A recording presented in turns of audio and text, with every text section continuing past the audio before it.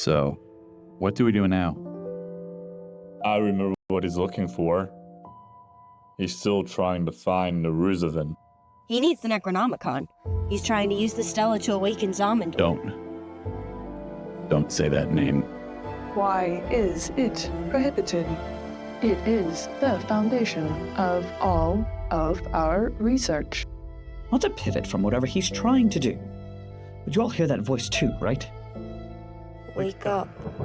Save me.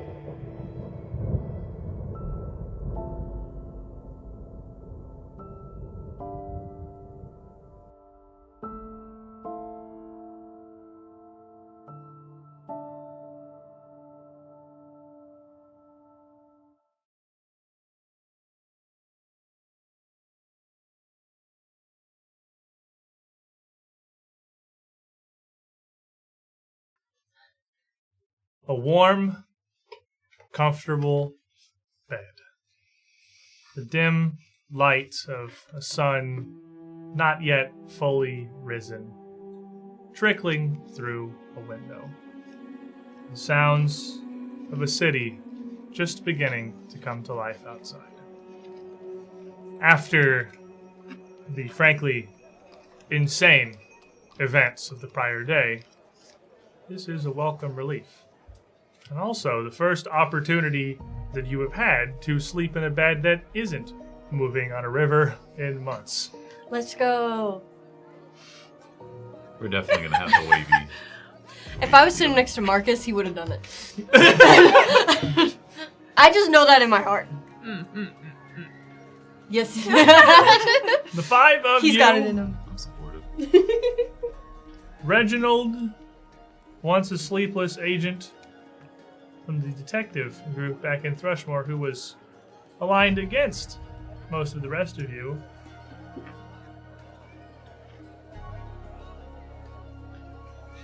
Comma, the next person who is. I'm Marcus. I play Marius, the Gold Dwarf Ranger. We're here today. He's present. Oh no. Guys, this is the best. Hello, everybody. My name is Bryn. I'm going to be playing Prototype 47, a automaton, and I'm ready to get rolling. We just need to hand you a cue card that says character introduction, so I know when to say I'm Colby, and I am playing MD, the full-blooded orc rogue. I'm Sully. What are you calculating? I was trying to make it say hello. Oh. She's still trying to dial 911. Oh, from the but I beginning. can't figure out how to make the zero. I don't want to. It's okay. My name is Sully, and I play Cammy. I play Adelmay, the itty bitty gnomish witch, who is currently snuggled up and hogging all of the blankets. And if you like tabletop actual play adventures, live shows in Pathfinder, Starfinder, or just general unhinged shenanigans, give us a follow. This isn't the first one of the episodes that you've watched here. It's the easiest way you can help support our show and keep us going.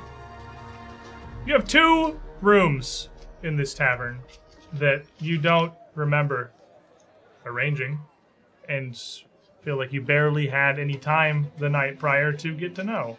But exhausted from the adventures you'd had, where seemingly every doorway led to another place in time, your first day in Cassomir you were certainly glad to put behind you. But now, the curtain rises on your second. How'd you split this up? You got 2, apparently. That's what you agreed on at some point you don't remember. Well, in one of the corners of one of the rooms is Prototype.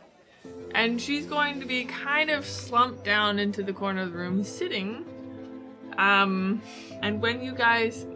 She stayed up very late. She didn't seem tired at all, actually.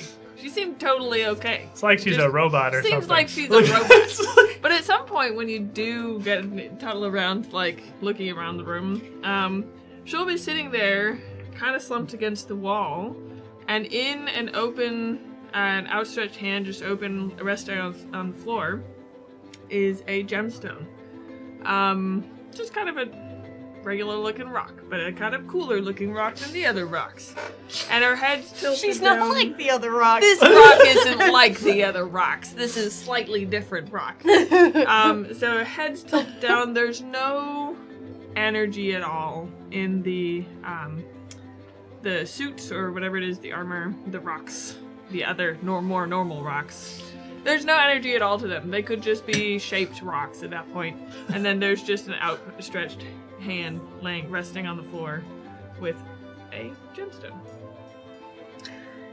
And as Cammy kind of stirs awake, emerging from a sort of cocoon of blankets and pillows, reveling in the luxury of those items as she had been acquainted to sleeping in a hammock. This is a huge step up from your bunk in the cell in Starling, for sure.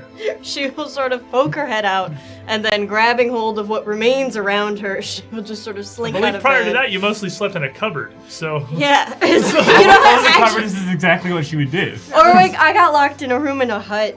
It's been a minute. You haven't had a nice room in a, decent inn. Yeah, actually. Well... It's no longer as long as you can remember, but it's been a while. Mm-hmm. Cammy also just takes up a bed all to herself. If it is How? How is just Have you seen little dogs sleep on big beds? There's nothing you can do. That whole bed is taken. Yeah. She definitely, like a dog, curls up a bunch. She runs around until she forms it into a nest.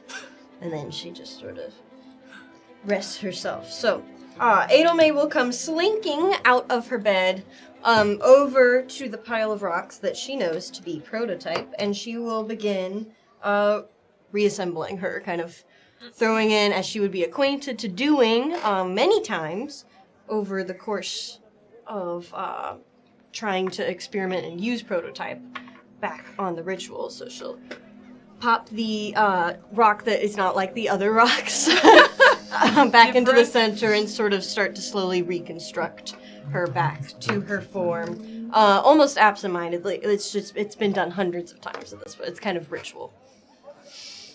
I'm glad our room is way less weird. Good morning.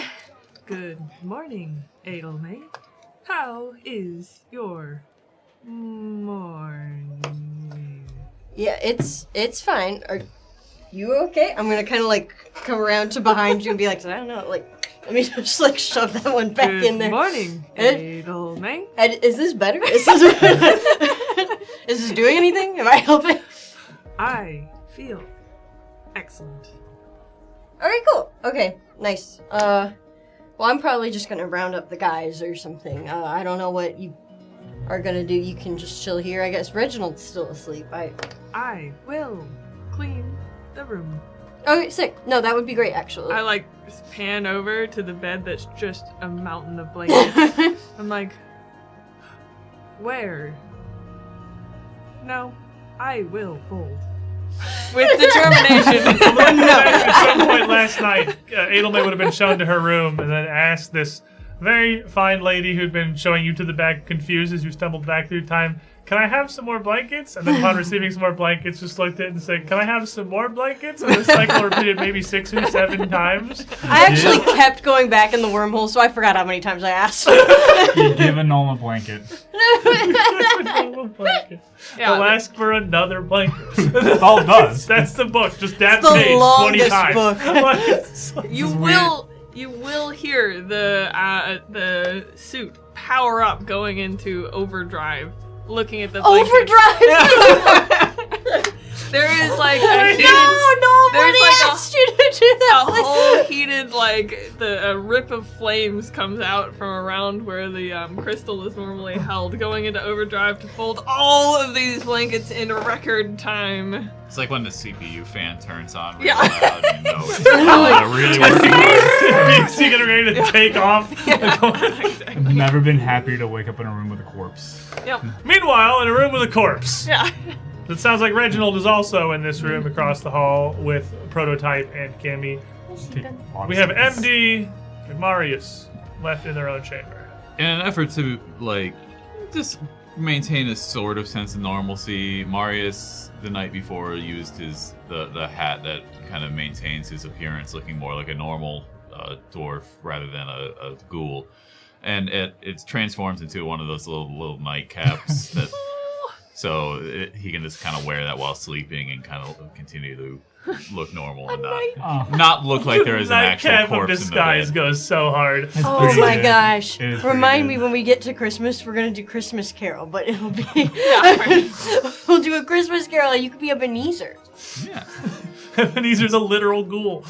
He has a nightcap. And so, especially today, this is definitely going to be a late morning because this is the first time in weeks that we've been off a boat, not in like a super stressful situation, in like a actual town that seems safe, with the exception of The doors. horrifying time issues.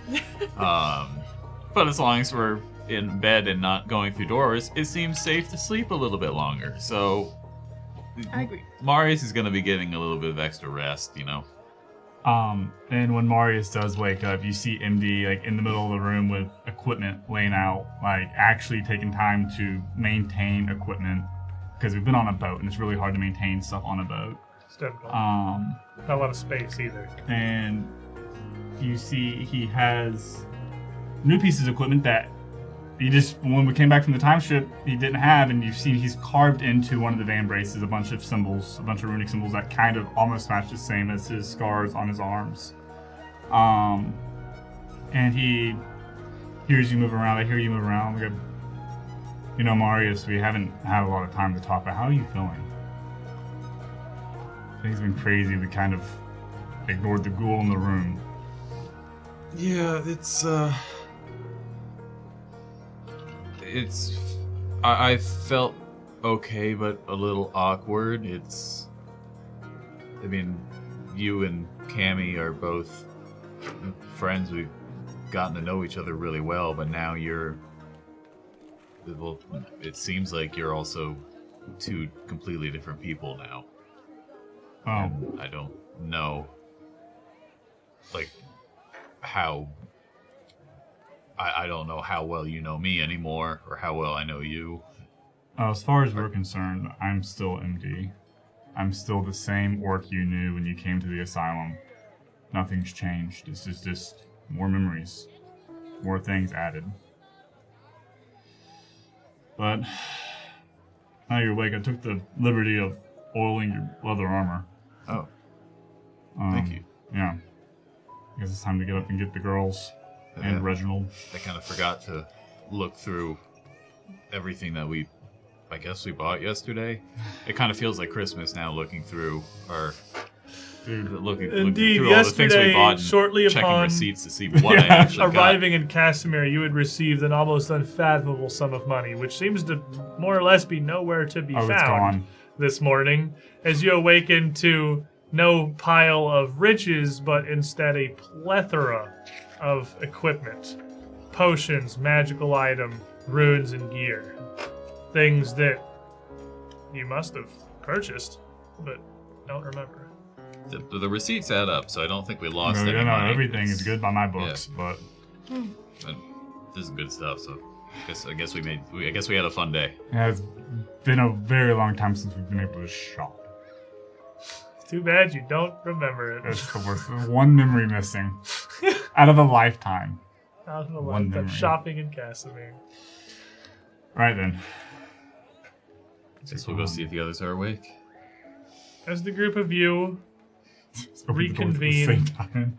in the hallway here, or in one of your chambers, the five of you all awake, you now have doors to other timelines notwithstanding, your purpose in Cassomir before you. You still need to find Lowls. You know, he'd come to Mun for help in translating the Necronomicon, a book of supposedly incredible power, but one Lowls was unable to read. Your memories, Adelmay, MD, are much more complete now of the time leading up to Lowell's departure, the time leading up to the sacrifice of your minds, at the very least. You remember a lot more of his research. While Adelmay And Melisande had focused more on the Stella themselves, how to activate them, and your various exploits, prototype, your husband, everything else that you tried. Lowls was searching for outside power, other relics, other artifacts that would lend him to be able to crack this discovery, to be the one to go down in the history books, to have reactivated the Thrushmore Stella, to have explained, well, what they even are, and what Carcosa is. He had gone in search of that book. One of the most promising successes you had had in your rituals, though still not quite the effectiveness you'd hoped for, was in utilizing the Chain of Knights. Lowls figured Book 1 almost worked. Book 2 will surely do it. And the gulf in power between the two tomes is impossible to measure. You're here in Cassomir now, the hometown of Miyake and Mun, but with no real leads beyond that. Save for, I don't know, one, maybe.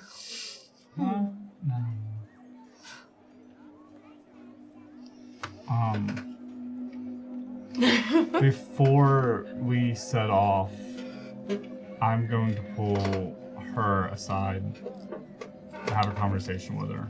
You would find Adelmay kind of in front of the mirror, sort of like, toughening up a little bit, and then also trying on all of her new items, which are all accessories. She's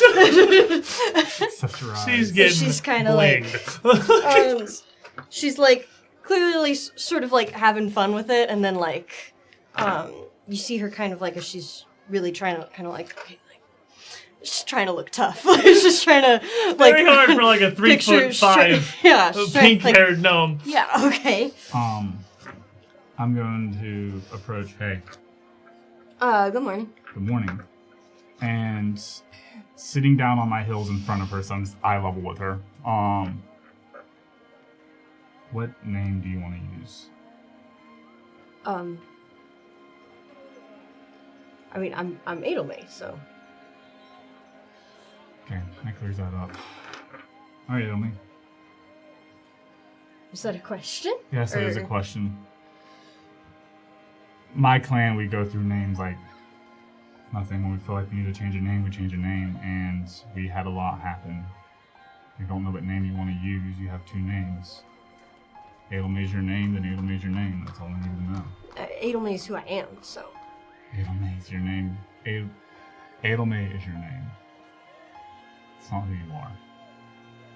Your name is like the chapter of a book. Each chapter has a different title. I'm MD now. I was Brick, and before that, I was something else. That's nice. Adelmay is who I am now. And I'll just kind of go back to what I'm doing.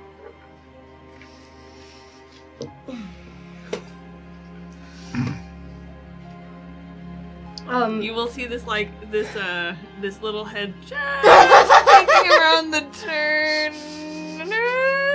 Prototype, I know you're there. You're not sneak. Oh my gosh, dude. I'm not. I'm not. She's actually really stealthy. I am actually really stealthy. I'm not trying to be particularly Not with your stealthy. mother. Yeah. And then I just see I got that hole in the back of my head. Mom, the kids are acting up. It's like you know. I know where you are. I can hear you breathe. I don't know that she does that. I can hear you. Prototype immediately sits up straight, attention, stands at attention, and backs away slowly. That's so good. The group of you, your morning preparations complete, your gear readied. As you head out into the hall, would be met with the very pleasant odor of baking bread and meat cooking in the tavern's kitchens.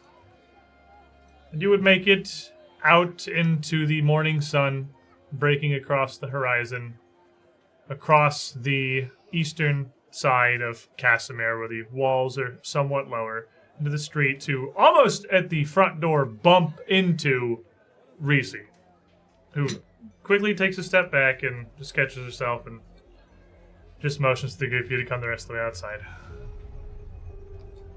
I thought I'd have to come find you. What? Have we seen you since the dock? Did something happen? What happened? We don't have time for this. You gotta miss your meeting. What are you doing? What? The Sceptered House is near all the way across town. Did you cancel? We didn't do anything. It kind of just happened to The us. Esoteric Knights of Evolvement? You said you had a lead. We lost time. We fell through time. I've known enough of this to know that whatever explanation you have is not going to be brief, so we'll catch this up later, I suppose. But you, for Mon, Perfect. he's respected here. You weren't hitting much asking around in the streets. Reginald was going to go try to track something else down, and the group of you were going to go to the Sceptered House to try and meet one of the Esoteric Knights of Evolvement. Oh, that's His a good group, plan. his... Yes. You didn't give me much to go on. We just touched a bit. It was a quick... I don't have more context to that, so I hope you'll be able to wing it. Yeah, we're good at thinking it. Oh, my God. All right. Short version, footnotes. What happened? We opened. There was a cat. There was So- a ghost.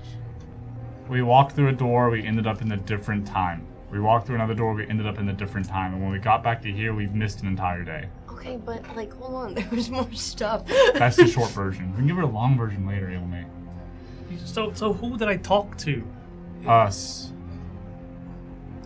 It's weird. It's I don't care. not. It's not good. Yeah, it seems like we were here in a different time, but we skipped over that somehow. Like we bought stuff yesterday, but we don't remember. While you're doing talking, that. she reaches into a pack and pulls out just like looks like a little receipt of her own, flips it over, and starts scribbling an address on the back of it and hands it over to you. Here, the Sceptered House. I don't know if you were speaking with anyone specific, but you knew Mun was involved with the Esoteric Knights of Evolvement, and you were hoping to ask them instead of just the general public and raising suspicions. You didn't want to run afoul of the city guard, and you sounded like you'd found Mun was somewhat protected. Okay, sounds great. Oh, we did good. You know, bless you. Really, I don't know what we would have done without you. Did you get easy put up anywhere? He's fine, yes. I found a good place, but didn't have any luck with treatment. We can talk about this later. You got to hurry. Go. Okay. Your meeting was just after sunrise, and it's going to take you damn near 20 minutes to walk there. Oh my gosh, we're gonna be late? The group of you have emerged into a Cassomir that honestly looks very different from anything that you saw yesterday. Different from the Docks District and different from Three Gates, the noble side of town, where you had visited the Bank of Abadar. You have emerged into what seems to be a much older city.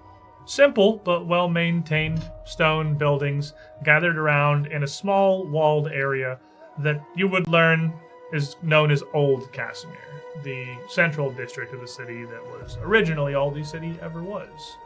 You can't see much of the brief bit of the city that you know from here, save for that massive castle up on the hill looming over the harbor that you can hear in the distance. But as you make your way out through the gates and back into the city proper, you start to recognize a bit of where you are. The address isn't particularly difficult to find. This, what? Put it in the GPS. I pick up. Yeah, so I actually pick up with absolute confidence. You can tell. The automaton picks up the address. Yes, I do know Right. that. Those are words. And it is an address. Yeah, no, okay. Alright. Would Continue narration. She wasn't really meant to go outside of the grounds. Yeah, you need to work on that. She wasn't supposed to go outside the grounds. She found her way to the moon. She wasn't supposed to go to the moon either. I was. You would find your way winding around the outside of the old, but again, well-structured walls that cluster around Old Cassomir to loop to the western side of the city, to a district built largely around a huge crumbled ruin of a temple that looks like it has been very much intentionally left in its state as a monument to what it once was. The temple up on a hill is almost a microcosm of the huge castle over all of Cassomir, visible from any point within the Abbey Greens here, and looks like it was once a temple to Erodin, the dead god of humanity. Built around it are all kinds of workshops for artisans and crafters, esoteric wares of collectors and strange libraries. This is certainly a district for the more artisanal folk of Cassomir, and the address would lead you to an inn. A very peculiar building of strange shape, quite narrow in places. It's constructed of odd angles, turrets and towers, raising up and even leaning out in different places. You can see through errant windows, bookcases and floors connected by cramped and oddly twisting staircases. With but a simple label above the door arched overhead, very intricately carved, the Sceptered House, with an icon of the same name speared right through the center of this carving. Heading inside, you would find a near silent interior, save for the sounds of the city outside. And you wouldn't take more than a step inside the door before you were immediately approached by a woman who seemed to come almost from nowhere, popping around one of the many blind corners of shelves, bookcases, and racks in here. Dressed in an outlandish and extremely colorful, much more Kadiran styled garb than what you would expect to find here in the usually, I guess, not so much muted, but more classical styled Taldor. A smile on her face, but very clearly, and you get the feeling that's intentional, one of politeness more than genuine warmth. Ah, welcome. Did you have reservations? Yes. Yes, we do. I'm sorry, I'm just don't recognize any of your faces here. Our clientele are very particular about their areas of study, their quietessence, their environment. May I have your names, please? Edelmain. Right. And she produces a small roster and again glances it over, but you get the feeling it's not hard to read and it's intentional that it isn't, that she doesn't even really read it so much as she just kind of glances it up and down. That name's unfamiliar to me. Were you here to meet someone in particular? Have you been invited? We were here to meet the Knights of Knights of Evolvement, something like that. Oh, well, their monthly meeting just happened last week, so I don't believe they're reconvening for quite some time. And I also don't recognize any of you as one of their number. They are quite an exclusive club. I'm sorry, you perhaps may have been misled? We're trying to get a hold of Mun. Yes. Well, I do understand you. Well, she thinks for a second. Someone want to make me a diplomacy check in here, perhaps? I haven't. No. Dang, if only Reginald was with you. I have a ring about that. Have a ring about that? I have a ring about that? I don't know which dice I should use. What, you got the Captain Planet this lady? Like, what? Gives me a +2. Natural 20. Never mind! Irresistible. I'm like, I am one of Mun's creations. Do you know where I can be found? Because I am currently lost. I did not want to make undue assumptions, but I suppose given the nature of his areas of interest and study, that does make perfect sense. You You do seem like the kind of constructs he frequently brags about. I will introduce you to one of his associates. The shipwright is here right now if you'd like to speak with him. I very much specifically don't pry into their specific affairs, so I'm afraid I would be unable to give you that information. One is very private about that which he does not spend his time bragging about having learned. But his personal life, his residence, his day-to-day, we ask no questions, make no judgments. But if you wish to speak with him, I will show you. He is upstairs. Please, follow me. And I'm curious, just while we're in here, you said there's like shelves around. Do we see anything interesting like in this entryway? This is a strange place where a lot of the shelves seem to be filled with incredibly specific, niche, uninteresting documents. There is a shelf you see of just architectural plans for the individual buildings of old Cassomir, which half of which probably don't even exist anymore. Intermixed with extremely specific, dry, like stone cutting techniques and optimization. So, maybe Marius. Stone cutting, you see? But then there are shelves that just seem to be filler, books of no substance whatsoever. All of these seem like they're organized more to fill space than they are to actually see use. You see entire shelves of items that don't look like they have been touched. They are not layered with dust or anything, almost meticulously clean, but organized in such a way as to make the whole space divided into a dozen tiny, quiet, very private little seating areas of study. I whisper to MD, this seems like where Lowls probably got all of his books. This does seem like very likely the kind of place Lowls could have found a lot of his books. I guess we shouldn't have dumped them. Oh well, we could have returned them for him. This lady would lead you up a staircase that doubles back on itself twice before arriving at a sort of half floor up above the main area, taking you back to a well-lit table, round and sat in one of the cylindrical turrets sticking out from the front of the building, a rack of windows beaming sunlight down onto a table, across which is a huge diagram of a ship. And this looks like a massive galleon. Again, very specific, very technical plans. At first glance, it's not even apparent that's what it is. It is like board by board assembly and detail, measurements, equations, mathematics all across. And sat poring over it, well, not so much sat as stood on a stool behind the table, is a gnome. But a gnome that looks very, very, very different from the gnome that you are used to here. He is stark white. His skin, his hair, his eyes. Not a single iota of color to be found anywhere on his person or even in his clothing, save for the tiny muted bit of silver on an anchor-shaped pin on the lapel of his shirt.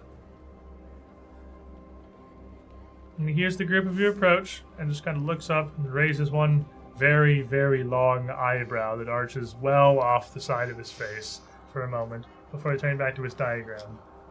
And seeming to realize you're here for him, after a few long moments, looks back up again, then turns to the proprietor. I don't recall any appointments with guests, Miss Mab. And some kind of smile and nod. Well, you see, Mr. Vela, this construct here is one of Mun's creations. It has led these folk here, hoping to petition you for some small bit of aid regarding its creator. I'm very sorry to intrude upon you, and if you wish them to be taken away, by all means, and he just has a hand. No. I suppose it wouldn't hurt me to take a moment of break from this.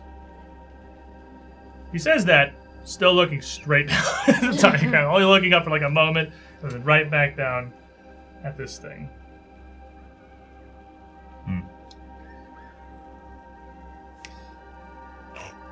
What are you working on? I'm not working on anything. Simply studying. Studying is working on something. Do you know where I live? I'm afraid I'm... And he just looks across the whole group and then back at Prototype again. You are the new one, aren't you? Straightens up. Yes. Unless you are talking about the newer versions. In which, no. But probably, yes. How?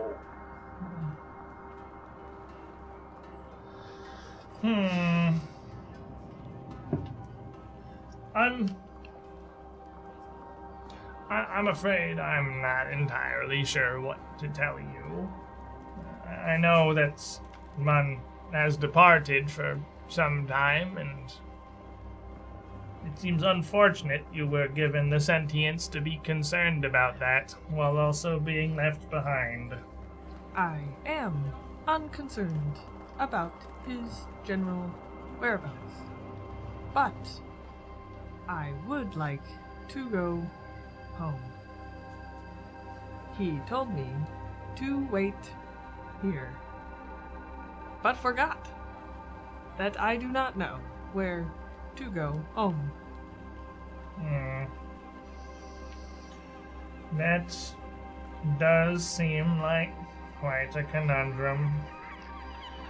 I wouldn't want to interfere in his business, especially not in the company of, well, the unfamiliar faces. I apologize, but I would not want to intrude upon a fellow knight's privacy. Listen, Please. Please, sir, we just have a poor construct here who's trying to find her way Different home. backs. All three of us have different ideas.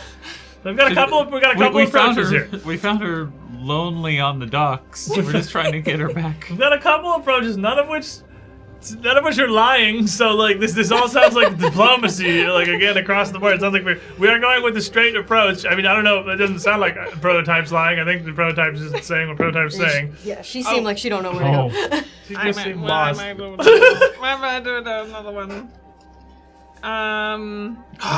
No, wait. Can I use the thing, or is that only for rerolls?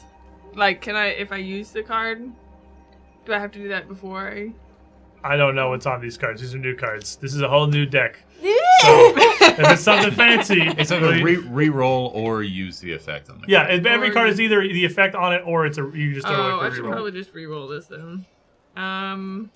For next time, guys. I hope you guys are ready. This is gonna be awesome. Is that what the card is called? Because I would believe that's the name It's of the called card. Chaos. Oh, right. Chaos. Okay. If he's not buying what Marius is saying, I mean, I can try to roll, but I'm not good at You're diplomacy. very charismatic. What do you mean? Yeah. You're a dwarf and also you're a corpse. All right, I got an 8, so it's a 7. Oh.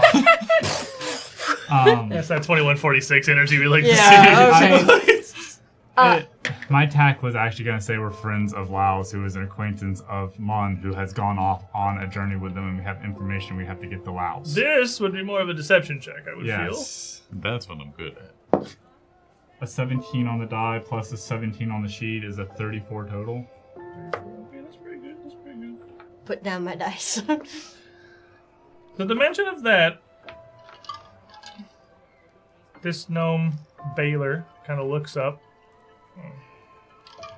Well, this allays, I suppose, my initial fear that you were some vagabonds who had simply found one of Mun's creations and thought to use it to gain access to his private affairs. It does seem unkempt. It looks as though it was abandoned. I know if this was not a discarded prototype or the situation, but it would not have been the first trying to worm their way into Mun's genius. He is a divisive figure, you know. unfortunate, really, as he shows much promise. Many of his creations are impressive, pushing the boundaries of what should be capable with modern science, but I don't know where he gets these inspirations. These flights of fancy. You see, almost a blush on the cheeks over here. The prototype is like, No rocks can blush. you have to look really hard. Does anyone else want to try, or did you want to try anything, Edelman? What MD said is fairly in line with what I said, what I was planning to say, which would just sort of be to say, just listen, and kind of finding a little bit of annoyance with, just how little of his attention we're able to capture. It's very here. little. I'll kind of lean forward and even kind of place my hand over the book, just listen, we could be out of here already. We're old acquaintances of Mun's. We need to return our friend here to Mun. We're just looking for a hand. If we could have just a little bit of your time. Are you trying to intimidate him, or is this I don't know. What kind of vibe am I giving you? I would give you, intimidate or diplomacy for that, because it sounds like if you're trying to be scary, Let's go I mean, with as diplomacy. scary as this tiny little gnome can be, I'll give it to you. He is also a tiny little gnome. You found possibly the first person in Strange Aeons that you have a chance of physically menacing. You've already been hyping yourself up in the mirror this morning. Yes. So really... Well, I cannot intimidate, but I can roll diplomacy. Yeah, we'll go But diplomacy. I am kind of going for that little bit of an harsh edge. diplomacy. But I'm not going to try and directly intimidate him. So with that, 18 is my item bonus. Oh my gosh, that's not very good. It's a 27. Okay. It's not terrible.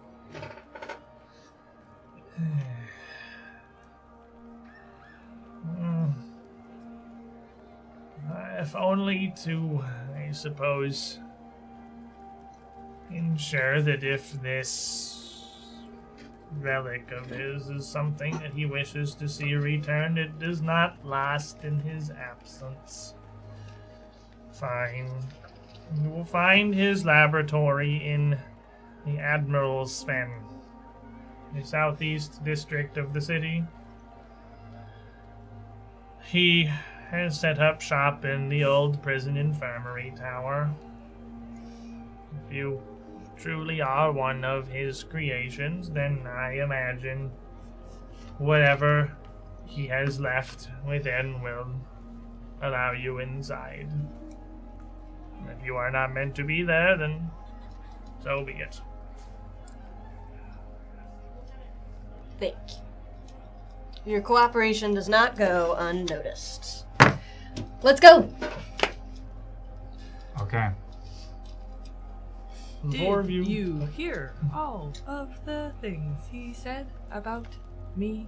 I don't think it was I about heard. you, particular, It's more about your line, but and I everything else do he's come from a good line. and everything else Mon has done. Mun is a great inventor. I want you to know, the average intelligence of our party went up when Bryn got here. We have 3 int characters now. I mean, well, that's fair. I mean, she is an int character. Inventor is like an int-heavy character, so it's... I looked over her sheet and saw the intelligence. I'm Yeah. like, what happened? Yeah, you forgot. You forgot Inventor is an int class. I'm Yeah, this rocking is- I a don't +0. Yeah, we have 3 out of 5 int classes at the table What are right you now. rocking for int? Who needs 2? all of these other stats? I'm rocking a 0. I'm the dumbest one here. Stupid. I am Idiot. I don't Get him! I don't need this from someone half my size. get him! My brain is double yours. I can tell. More than double. The group of you leave the Sceptered House with a new destination and address from Baylor, this strange little bleached gnome, and glimpse of perhaps what Adelmay could have been. The thing that you were afraid of. One of the many things that you remember now is starting to bleach. The color starting to fade out of your hair as you, somewhat denial, repeatedly just dyed it back to the pink that you had, trying to ignore what was happening. They are rare creatures, gnomes who have fully bleached, because typically they do not live much longer. This would very likely have been the first that you have seen even in your very long life. You make your way once more across Cassomir, from the west to the east, out into the aptly named Admiral's Fen district. An area where Cassomir had attempted to greedily expand its borders further out into the surrounding swamps by simply draining out the bog. An act that was successful on the surface, briefly, until inevitably a few years later, streets began to sink and buildings began to sag, leading to this growth on the side of Cassomir that, despite their best efforts to fight the rot, has degraded much into the city's slums. Once the old prison was housed out here, and its infirmary is not difficult to locate. It's a tower, not attached to the prison proper, but a building around behind it. And as you start to make your way into the Admiral's Fen, you hear footsteps rapidly approaching from behind you. You'll have been walking for maybe 10 minutes across Cassomir before you get here, and you turn around to see Reginald, of course in his human form, not running over here as a foxman, hurrying up behind you, somewhat out of breath. Hey, did you guys talk to a very white gnome? Yes. Yeah. Yeah, he went straight to the guard. What did you do?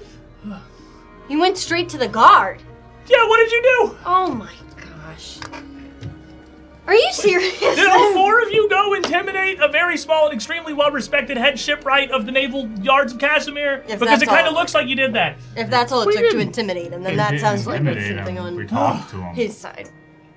Right, well, Did you get anything at least? Well, Come on! We thought we had where we need to go, but if we went to the guard, then I don't know if that's right. No, what did he tell you? Well, we're supposed to go to... Who wrote it down? The prison tower of the old... the The infirmary. infirmary tower of the Yeah, old that's prison. the same thing that I picked up, but one of us got a bunch of City Watch sent that direction, so... I feel like this is your fault. My fault! I didn't even know who this is! We were very friendly. Look, if we... Yeah, actually... Me too.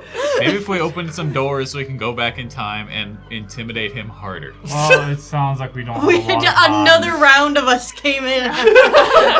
We're like, listen, punk. The group of you, as MD points out, maybe you're sort of limited on time here, gonna pick up your pace towards the infirmary. And as you get towards the base of this tower, a very neglected building that looks like the rot of the swamp and the winds of the inner sea have very much taken their toll on as much as anything else out in the fen. You notice a trio of City Watch. Now you see guards across Cassomir. It's a military city. It's a huge port and a naval shipyard. There are a lot of guards. There are a good amount of soldiers. But it's rare you, in the day you've been here, you see them usually patrolling. You haven't seen three of them just kind of posted up on a street corner anywhere else in the city. And it being, right across the street from the prison infirmary seems like a little bit of a coincidence after what Reginald just said. He kind of leans over to, whoever happens to be closest and just says, all right, well, whoever's fault this is, I think this would be a little easier to handle for someone a bit more experienced with law enforcement than the rest of, no offense, but... Maybe we should explain the situation. No, you probably shouldn't. But I am currently lost, and I would like to be found. Yeah, and you're also a big scary robot to most people, so... I can get smaller as I crouch. Look, I've got a little bit of experience with law enforcement, and the first thing they teach you is don't talk to law enforcement. Let me... Look, One of the first things that you happens guys, in- if Lowls is in there, or Mun is in there, or if there's the Necronomicon, or whatever is in there, you get in there and figure it out. I'll distract these guys. All right, Okay. good team, break, go. You're saying- Reginald kind of diverts off from the group of you over towards the City Watch. All right. Well, He's freaked You'll out. be fine. I feel He like is the guard where he came from. Freaked out. the first interaction I had That's in why he can't keep civilization it cool right now. was getting arrested. All right. All right, let's go. You approach this Go building. ahead and crouch now. Stealthily. This tower extends several levels from the street of the Admiral's Fen, from a windowless ground floor to a huge, steep gable, maybe like 5 stories overhead. This is a tower poking up over the prison. There is one single great iron door set in the front, facing the street. There's a small garden decaying out in the front yard that may once have been well kept, surrounded by a rusted iron fence 6 feet high with an open gateway. You approach this foreboding building in a very run-down and different part of Cassomir, yet still. Arrive at an iron door to see there is a dangling sign just above it, held by a trio of carved, smiling angels. The sign simply reads, "Give succor to the troubled." There's a big old iron knocker in the center of the door. You look back and see the 3 guards turned away from the building, talking to Reginald, who is very animatedly doing something. They are distracted. Does this look familiar at all to me? It does! Yes. Excellent. This would be the building that you had come out Here of. we go. You may have forgotten where it was, All right. but this is certainly it. I'll see the knocker, which is how many feet off the ground? Probably like head level for you. Okay. Okay. I'll be like, prototype, come. And I'll motion for you to get down so that I can climb up. I'm like already crouched, so I crouch and then I end up shrinking a little bit. Do we see anything that looks Excellent. like traps around us? What are you all doing? That's a good question. I mean, we're a weird place now. I want to knock. We're a big spooky tower. You're looking.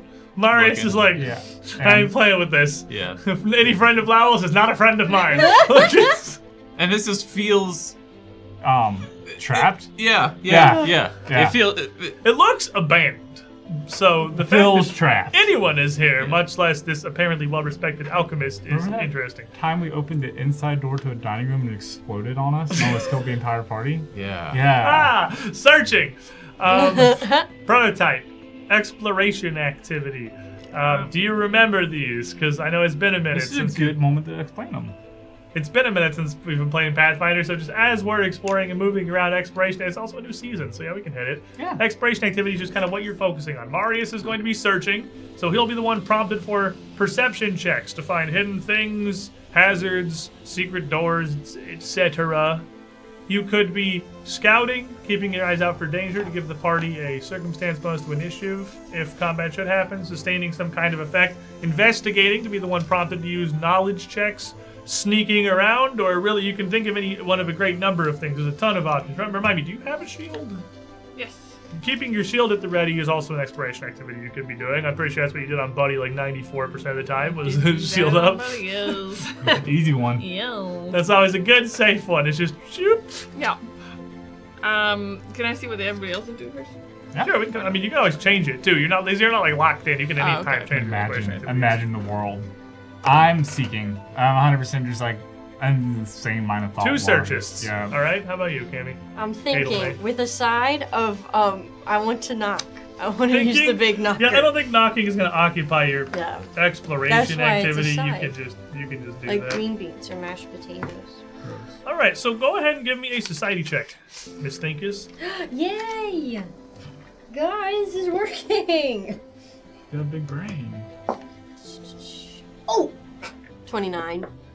With a 29, you would see this carving above the door is old and looks like it's from the same time of the building and everything. This is probably a motto of the infirmary that looks like it was part of the prison in that it served the prison, but it was not part of the prison, like it wasn't directly part of the prison system.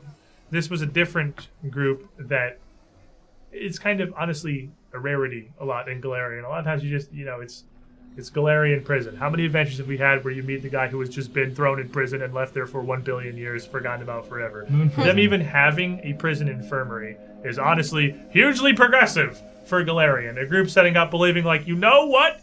These convicts are still people and should have access to any form of treatment or humanitarian care. And that gives succor to the troubled. Statement above the door was their motto. I guess I'll be scouting then. Okay. Because I'm looking out for my friends, obviously. Same. Because I feel like we're just... Wait, are you guys seeking? Yeah, we're seeking. Which We're one's the seeking. one? Okay. 2 searchy, 1 thinky. Okay. No scouting. I'll scouting. Okay. I'm looking out for my friends. I didn't even realize... Why are we even in defensive mode? This is my house. You're outside your own house in the Yeah. street. So Oh, she wasn't This there is for my the crap. she wasn't there for the door that blew up. Yeah. Please do. Where the happened campaign almost Well, yeah, ended? it's That gonna was happen great. a second time. Cammy, Adelme, as you reach up and knock on the door, you hear this loud, deep clack of this very heavy knocker against the iron plate set into the door behind it. And this clack repeats in your mind. All of you hear it. Clack, clack, clack, clack, clack, clack, clack, until it gets thinner and higher and more tinny until it's a repeated rapid clicking. And you hear water. Not like the docks of Cassomir, but like a gentle lakeside. And the voice again. The blot quivers. Time is unraveling and converging. The stain is here. And then suddenly, that feeling like you just zoned out for a second, when you kind of come back to it. Yeah. Like nothing had happened. Oh, it said something different. And then the door opens. Oh, the door's You hear a open. very Good job. heavy latch. And the door opens just a little way to reveal a face. The bespectacled and very heavily scarred face of a man. The whole one side of his head looks like it has been burned away and didn't really regrow particularly well. His blonde hair short but somewhat wild. A face that 3 of you would recognize as Miacnian Mud. That was easy. It's cool when it's easy, right? Yeah. Guys, that was That's all we had to okay. do in book 4. Thank you for watching book 4. You did it! We knocked. Found mine. There he is. And as he opens the door, he kind of peeks through a little ways. And you can see that there is lamplight in the room behind him. What looks like a simple entryway. He's really not making any effort to block it or anything. But hello. I do very much apologize. I'm very busy with an experiment for the Talden Navy. I really can't step away from this right now. Could you return tomorrow? No. I do very much apologize. I simply must get back to this is a very sensitive operation. And steps back. and No, wait. Cammy sticks her hand in the door. Yeah, You and stop my it. little boot. And your little boot. And my your little arm. boot. And then a giant empty hand. And my hammer. Which you went in the door. Everybody's doing it. I was waving. Okay. You stop him from closing the door. And he smiles again. Again, this is very time-sensitive experiment. Much of these projects are very precise and detailed. I am very sorry. I would like to be able to aid you right now, but tomorrow would be a much better day. You remember us, right? Let me think. Would you like some assistance? I'm afraid I'm unfamiliar. You, of course, number 47. I am familiar, but the rest of you, I'm afraid, no. Lowls. I'm afraid he's not here at the moment. As I said, I'm very Where- stuck in with this experiment. Where is he? I couldn't tell you. He isn't here.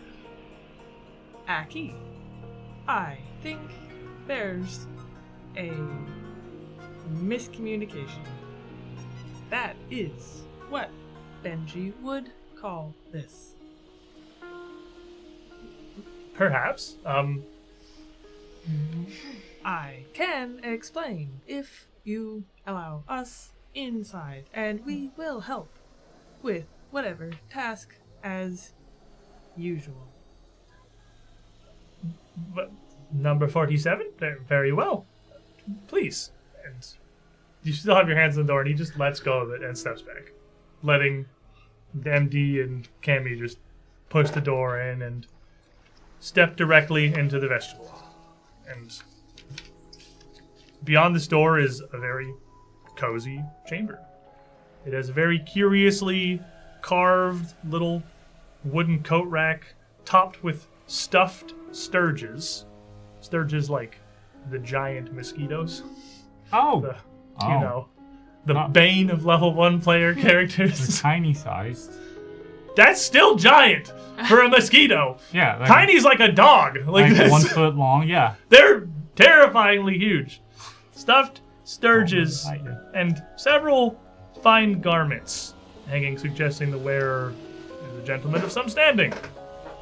Numerous fancy bottles, strange alchemical objects, and a hefty cudgel sit on recessed shelves, and directly opposite the door is a fine portrait of the man you are currently talking to, though his hair was very neat and his attire immaculate. The whole room is a very heavy, almost sterile chemical scent.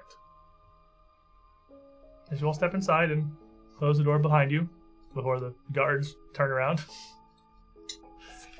Mun stands with his hands folded in front of him and just sort of looks across the group of you. Before you panic, would you like me to help with whatever you are doing while you talk? Let me think. Oh, it is okay, number 47. Your assistance is not necessary, but thank you. Excellent. Listen. Okay. We had a passing acquaintance. We worked for Lowls. You brewed a potion to put us to sleep. And then he sacrificed our memories to gain access to the Necronomicon. Wait. I think there is still what Benji would call a miscommunication. This is Aki. Aki? Aki. Aki. Aki? Aki. Aki. You Aki, hello. Greetings, number 47. Okay, hi, Aki. Hello, and welcome. I apologize that the Master is not present at this moment and will be unable to aid you. I hate all of You've this. gotta be kidding me right now. Do you know where the Master is?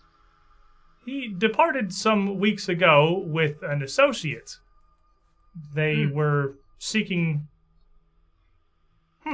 let me think. Oh, It was gosh. translation? Yes, number 47. Translation is what it was. There Yes. was a tome they had sought. I believe their records are around here somewhere, but I'm unsure. Yeah, they're looking for the Necronomicon? This does sound familiar, Yeah. yes. Yeah, no, I'm sure it Ah. does. Cool. Okay, well, Wait, is this not actually Can one? we- Is that what you're saying? Request permission It's a to look for robot. those records. Of course. I believe Miaknian's anomalous friend upstairs had more information about the tome and their translations. Anomalous friend. Yes, Explain. Miaknian's anomalous friend in the attic. He is a source of inspiration and has provided the genesis for many of his recent experiments and creations, such as myself. Can you take us to him? Can you give us a description? I am sorry, I have not accessed the attic myself. Fair. Okay, so how would one access the attic? Certainly, allow me to show you. Okay, awesome. And Aki would turn and head towards one of the two doors on either side of this vestibule, which leads out into the two corners of the tower. It would take you to the right side to a very well-appointed little lounge. A quartet of what look like very comfortable horsehair seats arranged around a fine mahogany table. And then take another left into a much larger chamber, into what looks like the laboratory proper. This back half of the tower here seems to be his actual laboratory. This huge room has an opening in the center of the floor with a hip-high, short wall built around it that views down into a larger surgery down below. Series of handrails around that, preventing accidental careless falls. Shelves around the outside of the room are filled with books, strange objects, a lot of medical tools, as well as alembics and retorts, all sorts of alchemical glassware and metallurgy. You can see down below a room of dingy white tiles with a huge wooden table in the center. And from the angle of this in the center of the room, you can really kind of only see like a slice of the middle of whatever is down there. There are two exits from this room. The northern side, a staircase leading up. On the southern side, what looks like a small elevator that would go down. Aki gestures towards the stairwell. And says the attic, of course, would imply the upper level of this infirmary and the laboratory. I believe Miaknian's anomalous friend remained behind, but I would apologize if they had departed along with him on their journey. I didn't see him leave, though. You know what? I'll let you know. I would like to head upstairs to the attic. I don't think we are allowed in the attic. Well, here's what's great. We're allowed in the attic. I'm gonna walk in front of Edelmay. Aki, we have received permission to go to the attic. Of course, number 47. I guess we start walking. And Aki doesn't just stand Oh to the my side. He gosh. doesn't stand in your way, doesn't block you at all. It's just, it's like the conversation at the door never happened. It's like it's not even present in whatever this is semblance of a mind. As you Oh my gosh. walk by, it's never that easy. Come on. You know it's not going to be that easy. I've been bamboozled. And leaving We got Mun's pranked. Mun's You homunculus fools. behind. The group of you fools, you absolute buffoons. Marcus, he had you hook, line, and sinker. I'm so lost. Poor Marcus was, I was really just trying to like, look at some of the is this some not skills, him? figure out where we're going, and now. Oh. As you head towards the stairs, looking around this room here, you do see like a lot of alchemical equipment, and all the bottles and everything are not empty. Like this is an alchemist lab. There's a pretty good amount of stuff in here. It looks like it could possibly be valuable, or useful. Of particular, you see a table near the back with a pretty large setup that has 3 strange objects sitting on it. One of which looks like a metal gauntlet hooked up to a reservoir that would mount on the wrist with a series of pipes and tubes running across it. One of which, or the other two of which, look like they would attach to something. One of them is a huge tank and a tiny blade with a fixture to latch on to. It looks like it might be a spear or even a blade. And the third of which is much harder to tell what it is. It also has a large flask, a large reservoir on the back of it, but then terminates in a series of wires and pipes that look like they entirely affix onto something. Right. What are we looking for? Well, we're looking for an anomalous friend of Mun's. But, I'd like to... I'm gonna kind of walk over to... I'll look at the one with the blades first. The one with the blades, it's... As you get closer to it, it's got a sharp edge, and then where it looks like from a distance it just ended, there's actually a needle sticking out of the top of it. It looks like it would attach to basically any simple weapon blade, whether it was a haft or the blade itself, and could be kind of extended or adjusted so that the blade and the tip would align with the point of the actual weapon. It has a reservoir with a cap that looks like it can be filled, and a trigger near the base of it that activates some kind of intricate little pressurized system. This is an injection reservoir. And you can mount it onto any piercing or slashing melee weapon to add the ability to spend an additional action after landing a hit to dispense a poison, which has several advantages over normal poisons. One, it's not on your blade.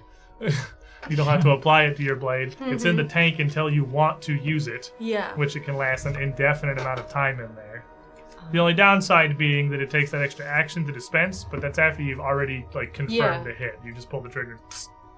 Ooh. It is worth noting that due to it making the weapon a little bit more unwieldy, mounting the scythe on a weapon does increase its multiple attack penalty by 1. Okay. What does the other one do? The gauntlet and the other thing, upon closer examination, are more simple than they appear. They don't have a tank like this injection reservoir does that you would just fill up with a poison directly. They have what looks like a socket where you would twist or load something into.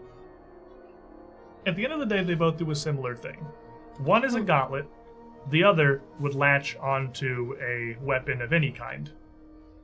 You would socket an alchemical bomb into it, and it would diffuse that elemental energy into the weapon's attacks. That's pretty cool. That's pretty cool. The siphon also makes weapons a little bit more unwieldy and increases the multiple attack penalty by 1. Sorry, it's the siphon, not the injection reservoir. The injection reservoir doesn't have any penalty. The siphon increases multiple attack penalty by 1. The gauntlet is just a gauntlet you can jack bombs into. Oh, very Explosion fists.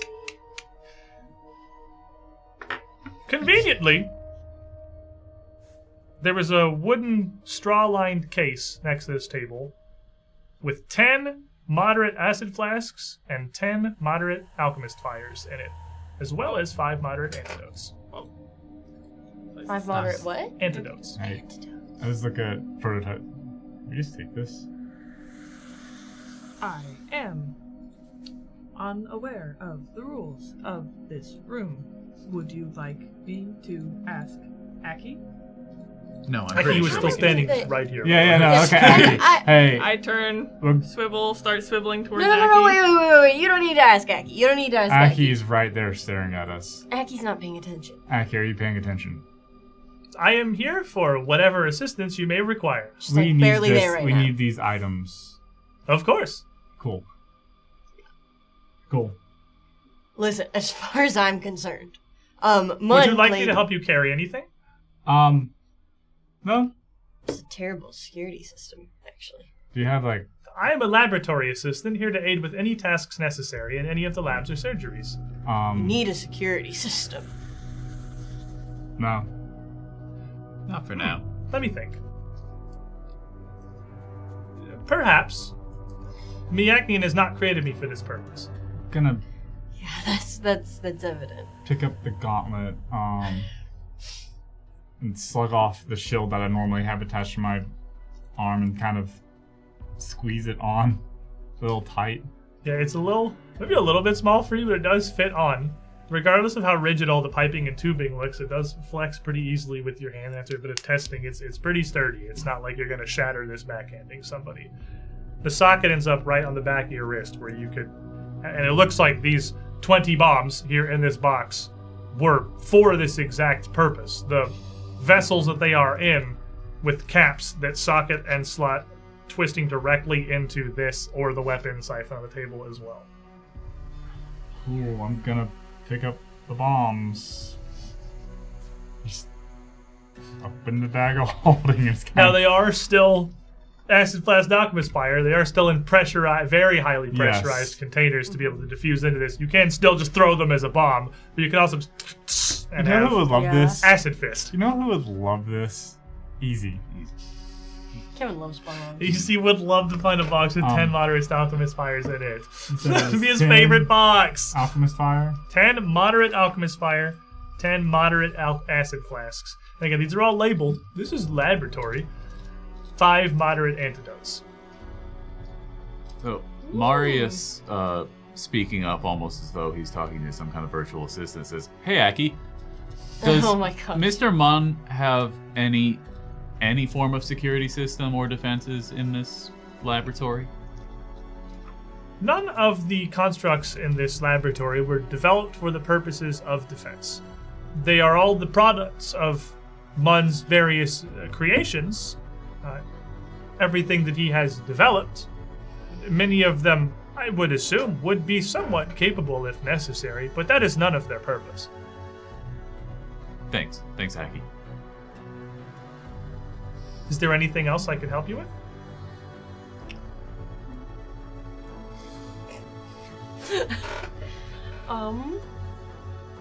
I guess we're just going to, You seem lost. Do you need directions? The attic is up the stairs, Yes. but Yeah. admittedly, beyond the study, I have not traveled personally.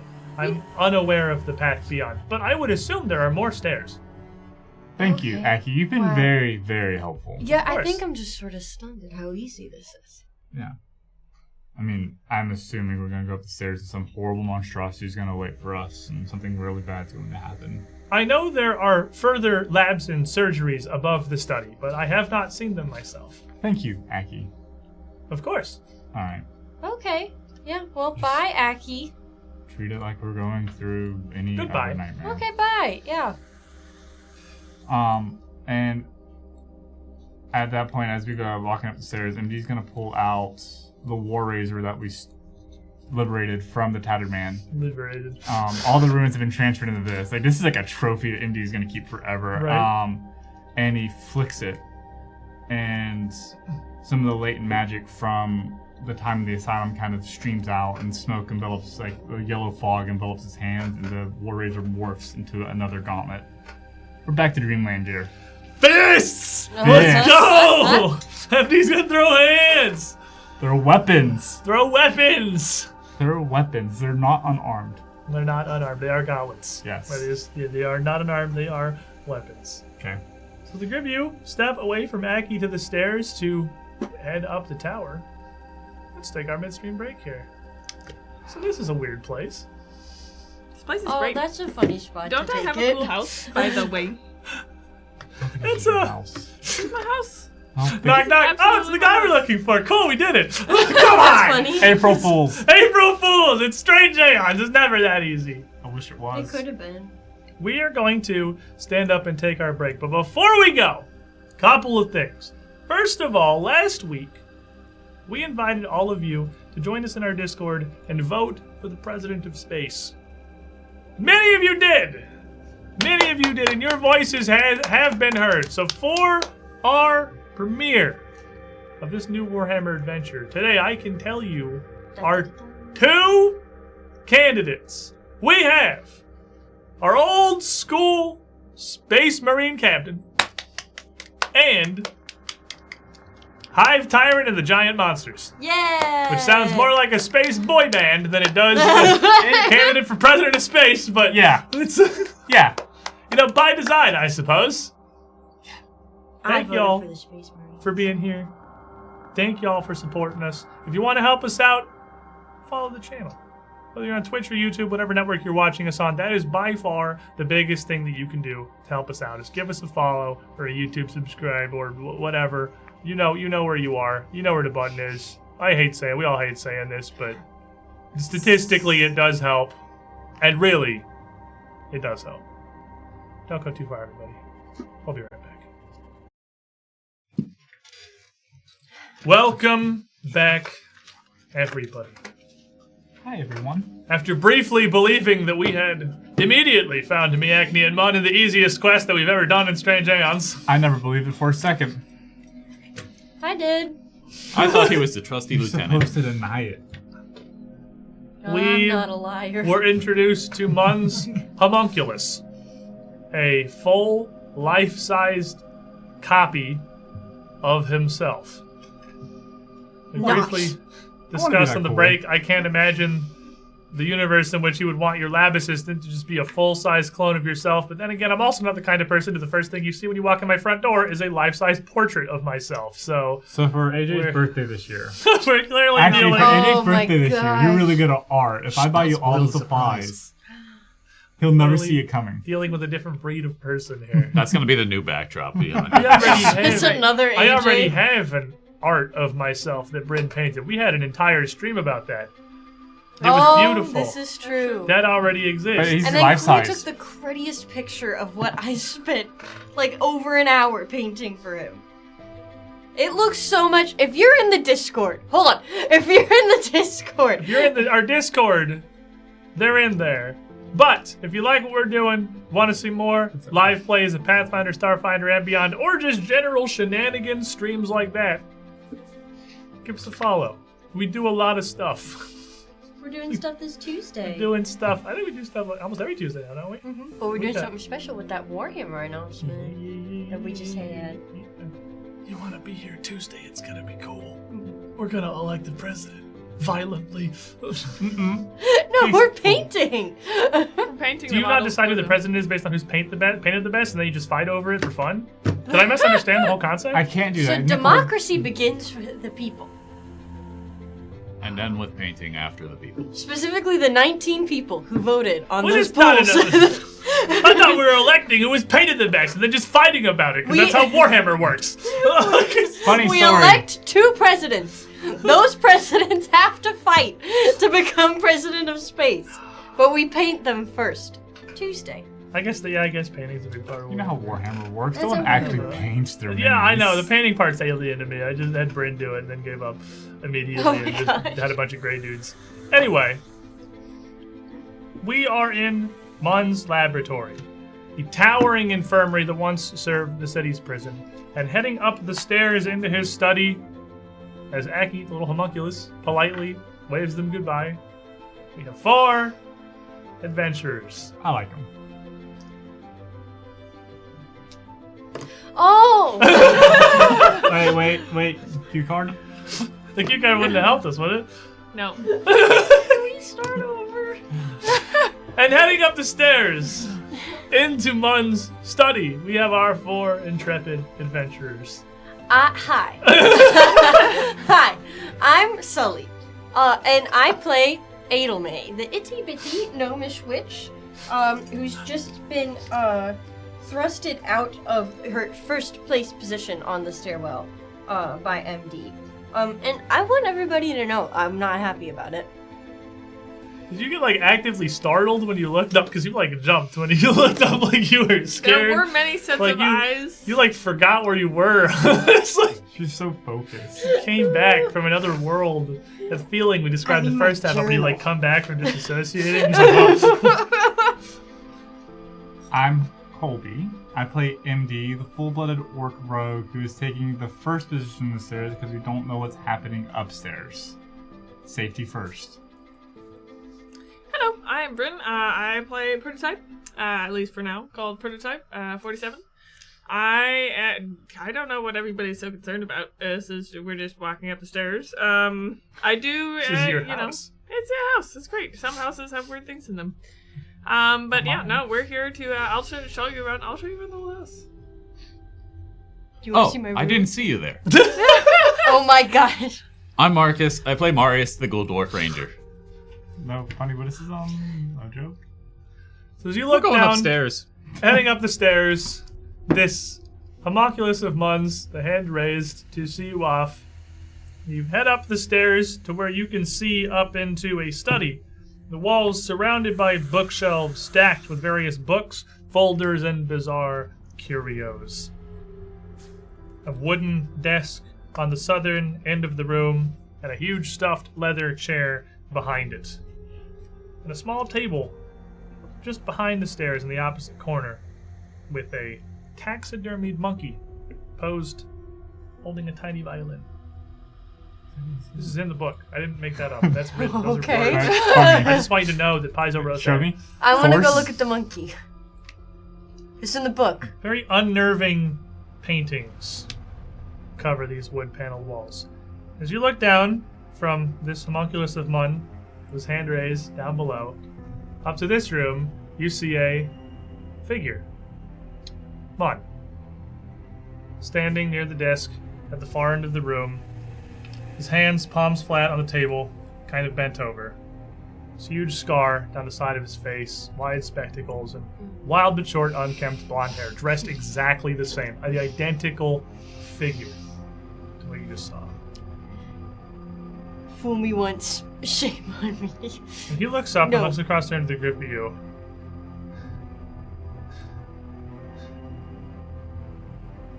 What? Hey, Prototype, who's this one? Hello. What do you want? 47. Are we intruding on important business? Ah!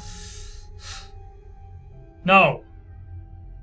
Would you like some assistance? No, it's fine. He puts his elbows on the table and his head in his hands. He just bends over. You can just hear the heavy breathing of this figure. Right behind him is another set of stairs leading yet further up the tower. Have we noticed? Do constructs breathe? Generally, no. Okay. Well, Okay. these are acting like a human. What's got you angry? Mun? What? He's not here, okay? What do you want? To go We're upstairs. just going to the attic. Fine. Just go. What's the purpose of this one? Shuffles around the desk. Just a little bit out of the way. You still have to walk just like right by him. He's sitting there clearly going through something.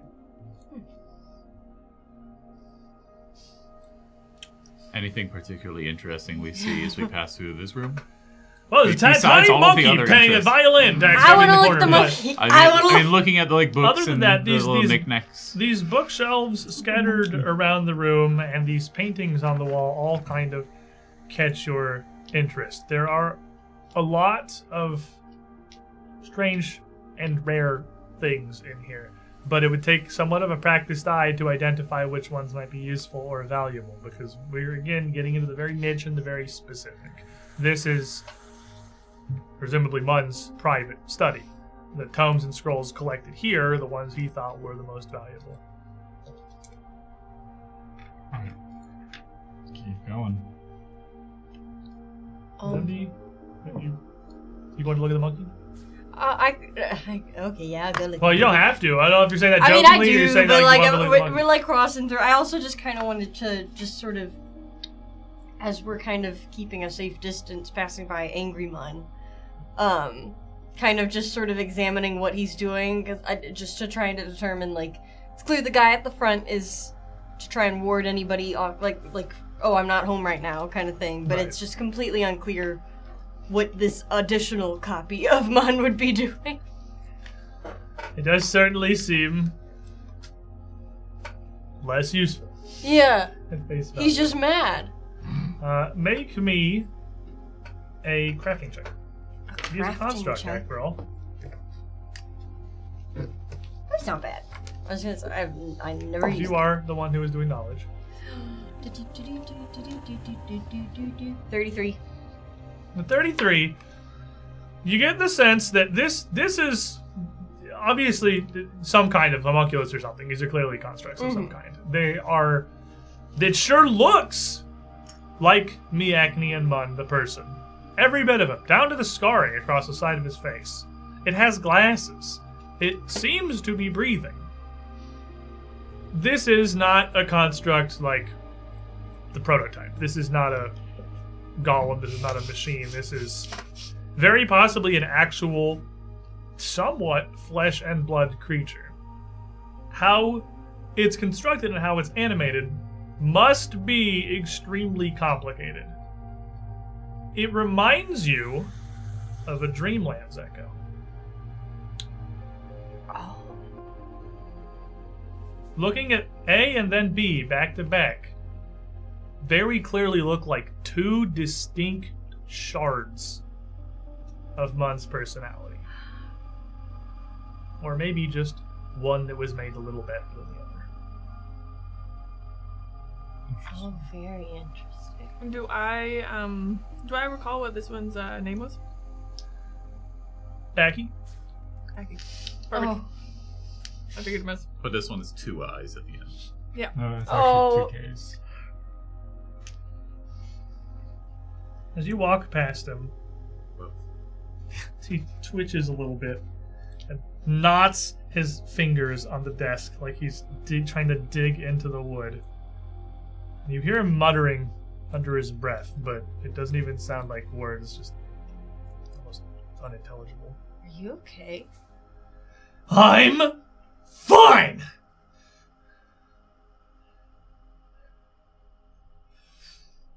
Why are you looking at me like that? What do you want? Because you don't seem like you're okay. Ugh. Benji has said that it is good for people to express their feelings. Good work. Should we continue up the stairs? If you need to go upstairs, then go! I can't help you. The lab assistant's downstairs. What is your title again? I'm sorry. Bad ideas! 47. All right. Perfect. We will head upstairs. The next level is the last level I have been to. Okay. It doesn't work. It doesn't work. It can't work. Is your job just bad ideas?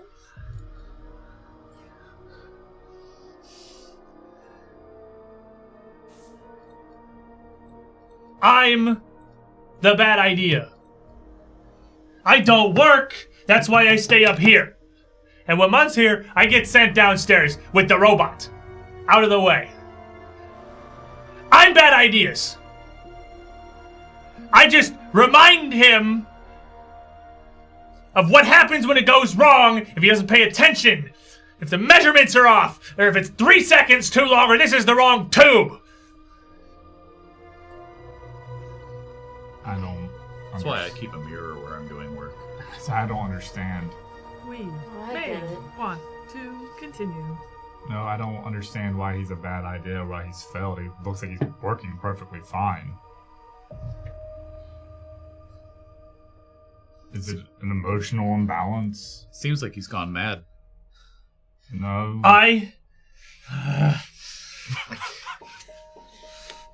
Let me think. Yes. I don't process things correctly. Stimulus, it doesn't make sense. I calculate wrong, and the only thing I can do is get frustrated. Yeah.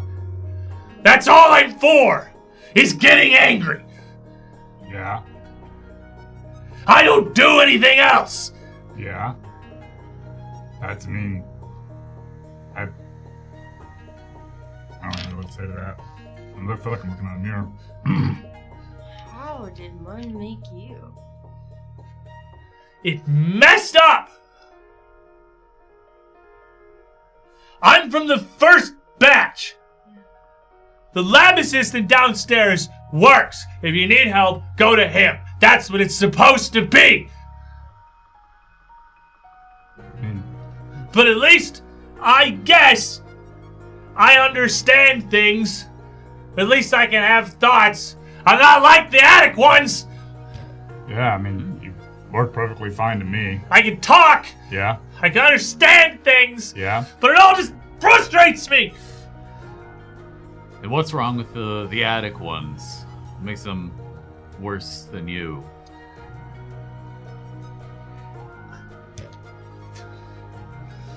I don't know. Mon just says they're broken. Sounds like you're not the worst one after all. Right. Well. Why are you trying to help me? You can't fix this. You can't make me feel better. I don't work like that. What? Well, if you're not completely broken, you'd be the one up there, wouldn't you? So something has to be working. Something has to be right. He likes me here because I get his attention. He has to listen to how much he's messed up. He has to face it. They just cry. Compared to the one downstairs, this one has a lot of free thought. You're almost just a normal, living, breathing person. Let me think.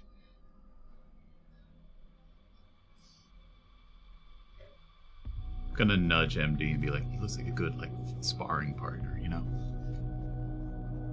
I think we should leave him alone. No, I think we should go. But, no, I think we should go.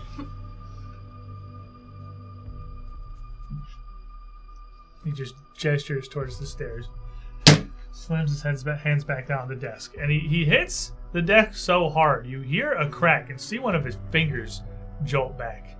And he just reaches over and grabs it. Just puts it back where it should be. Make me another crafting check. Okay. The thinker. I'm a big thinker. Oh. A big thing. Hold on. A small number. I'm going to. This one. That one I can see from here. Link From Link, 1429. There's a 2 on the die. I think it's from his cat, actually. Edelmay's thoughts are distracted for a moment as she jumps with the slam of the table. She regathers herself. That's a 19 now on the die. She added 17. Let's go. It's so much better than the 38. What looks at first from a glance, and just for all apparent purposes, like he literally just broke his finger on the table, or dislocated it and snapped it back into place, isn't exactly what happened. That's not how his finger bent. His finger bent back like wet pottery. Like his whole form was a hard clay, and he just wrenched it back down into its shape. For a brief moment, you even saw it twitch, and the joints still bend while it was backwards, like they still work. It doesn't appear to have bones. He has no support. That's why he's so angry. Boneless. Boneless mud. Boneless. All right. Yeah, that's a homunculus, all right. We should leave him alone. Yeah. Let's go. I'll give you sidle past another Aggie to the stairs. You head up from Mun's study to another alchemical lab, though this one looking much different than the floor before. This chamber is a veritable museum. The dozens of books around the tables and open workspaces of this room are separated by jars, glass containers of all shapes and sizes, almost completely covering every one of the myriad horizontal surfaces throughout the room. And they're full of brightly colored chemicals, unidentifiable sludge, and bits of dissected bodies and alien-looking organs suspended in viscous mediums. There's a rainbow of various slimes, molds, fungi in sample jars and cases throughout the room. Some of the largest containers are draped over with a heavy brown cloth, and even halfway up the stairwell, you are hit by an overpowering smell of bleach and ammonia. This laboratory is gruesome to look at, and looking around does not appear to contain any kind of staircase or ladder or anything leading further up the tower. Though looking at the building from the outside, you're fairly certain this couldn't possibly be the top. More immediately concerning are another pair of constructs in the room. Though these ones look much different than the two you have passed so far. Yeah, a lot different. Massive, Whoa. hulking humanoid figures, near as wide as they are tall, take up the whole space with the tables in the center of the room or a table on the opposite wall. These are abominations, clearly visibly stitched and stapled together in a patchwork of flesh from a plethora of sources. One of them literally has two faces on opposite sides of its head. One hand what looks like a socketed wooden fist at the wrist, the other a large surgical blade.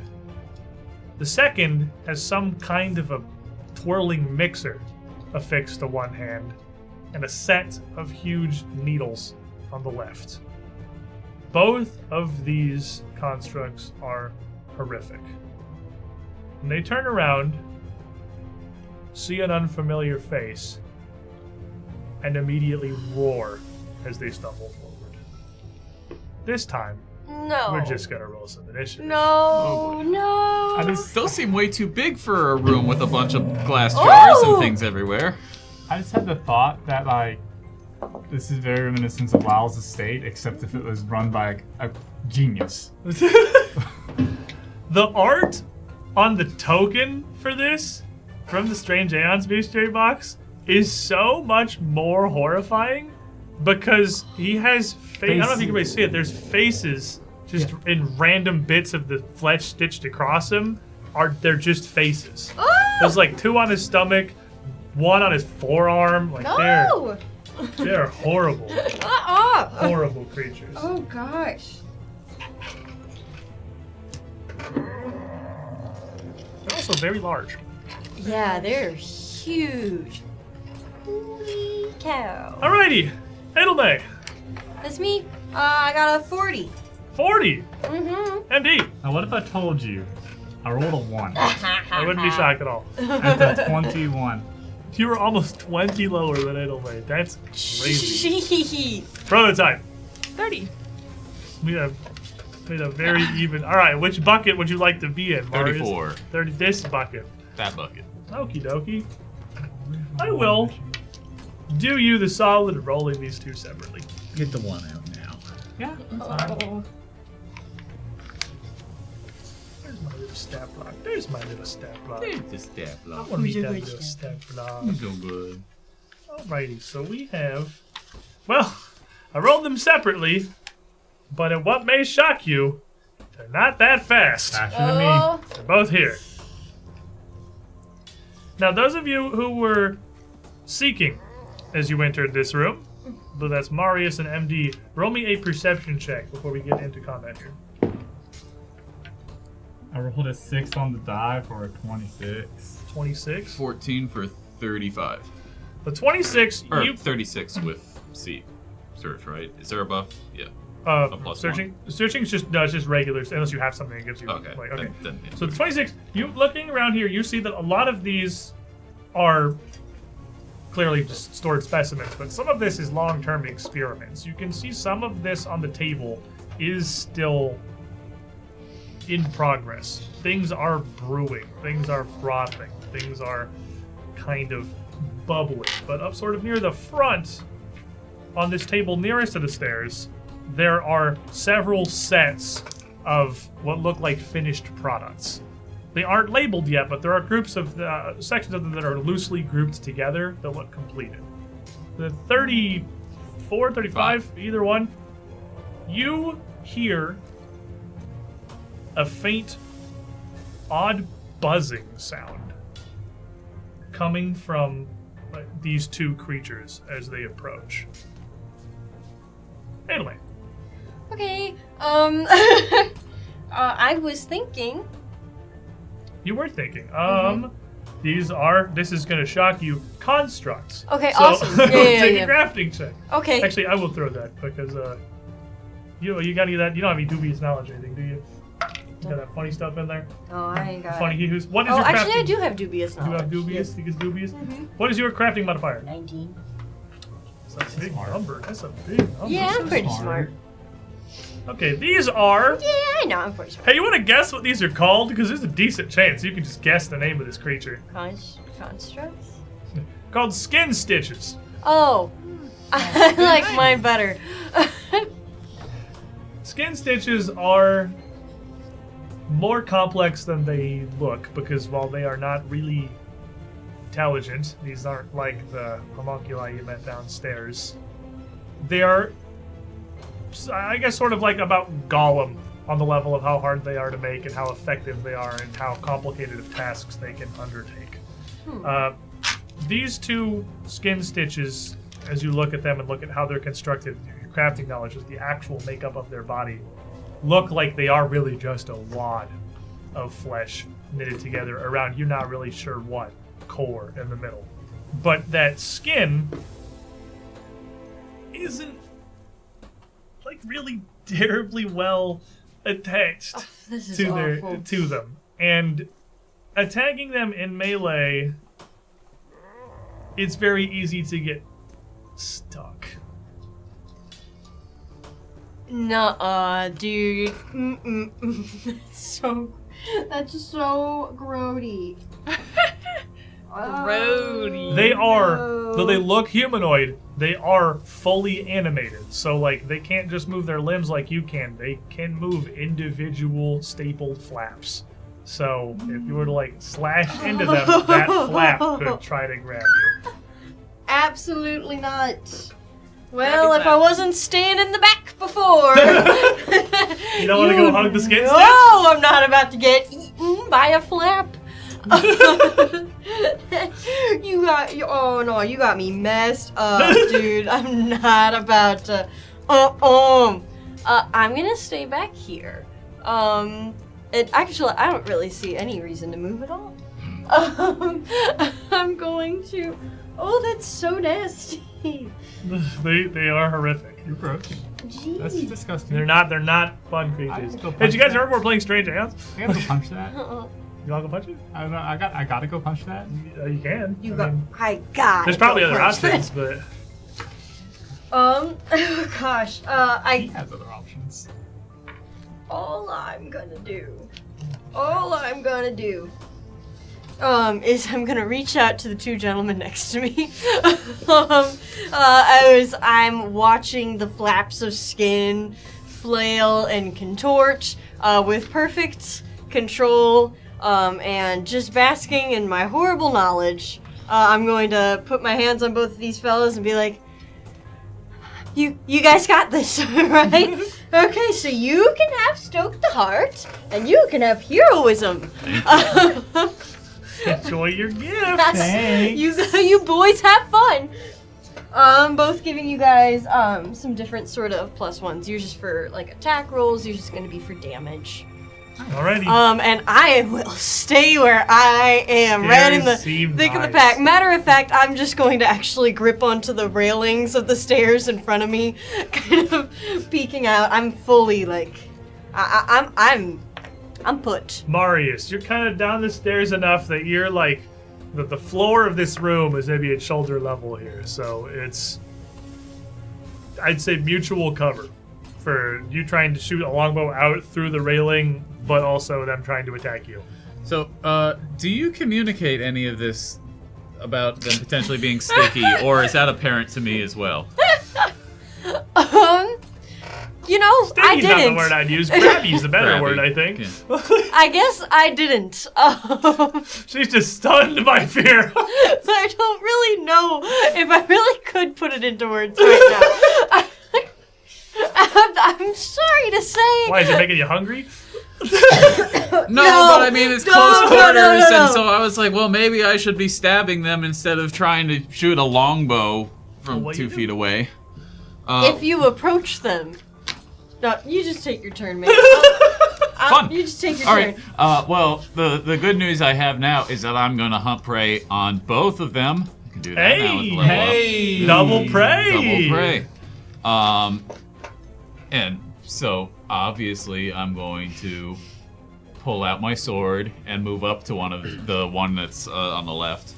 And then Okay. I'll be like, no, wait, he could eat You you. can pretty easily, I think you're high enough, you can just kind of mantle over, like a square greater difficult terrain to mantle over the railing here. Oh, okay. And Yeah. be up next to him, and then still leave you enough to step up with that one action, and then...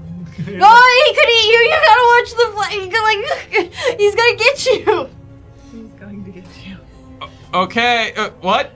I guess I'm gonna try to take a stab at him, but I'm going to use Well, we'll see what happens. I'm gonna try to stab him. Stab him!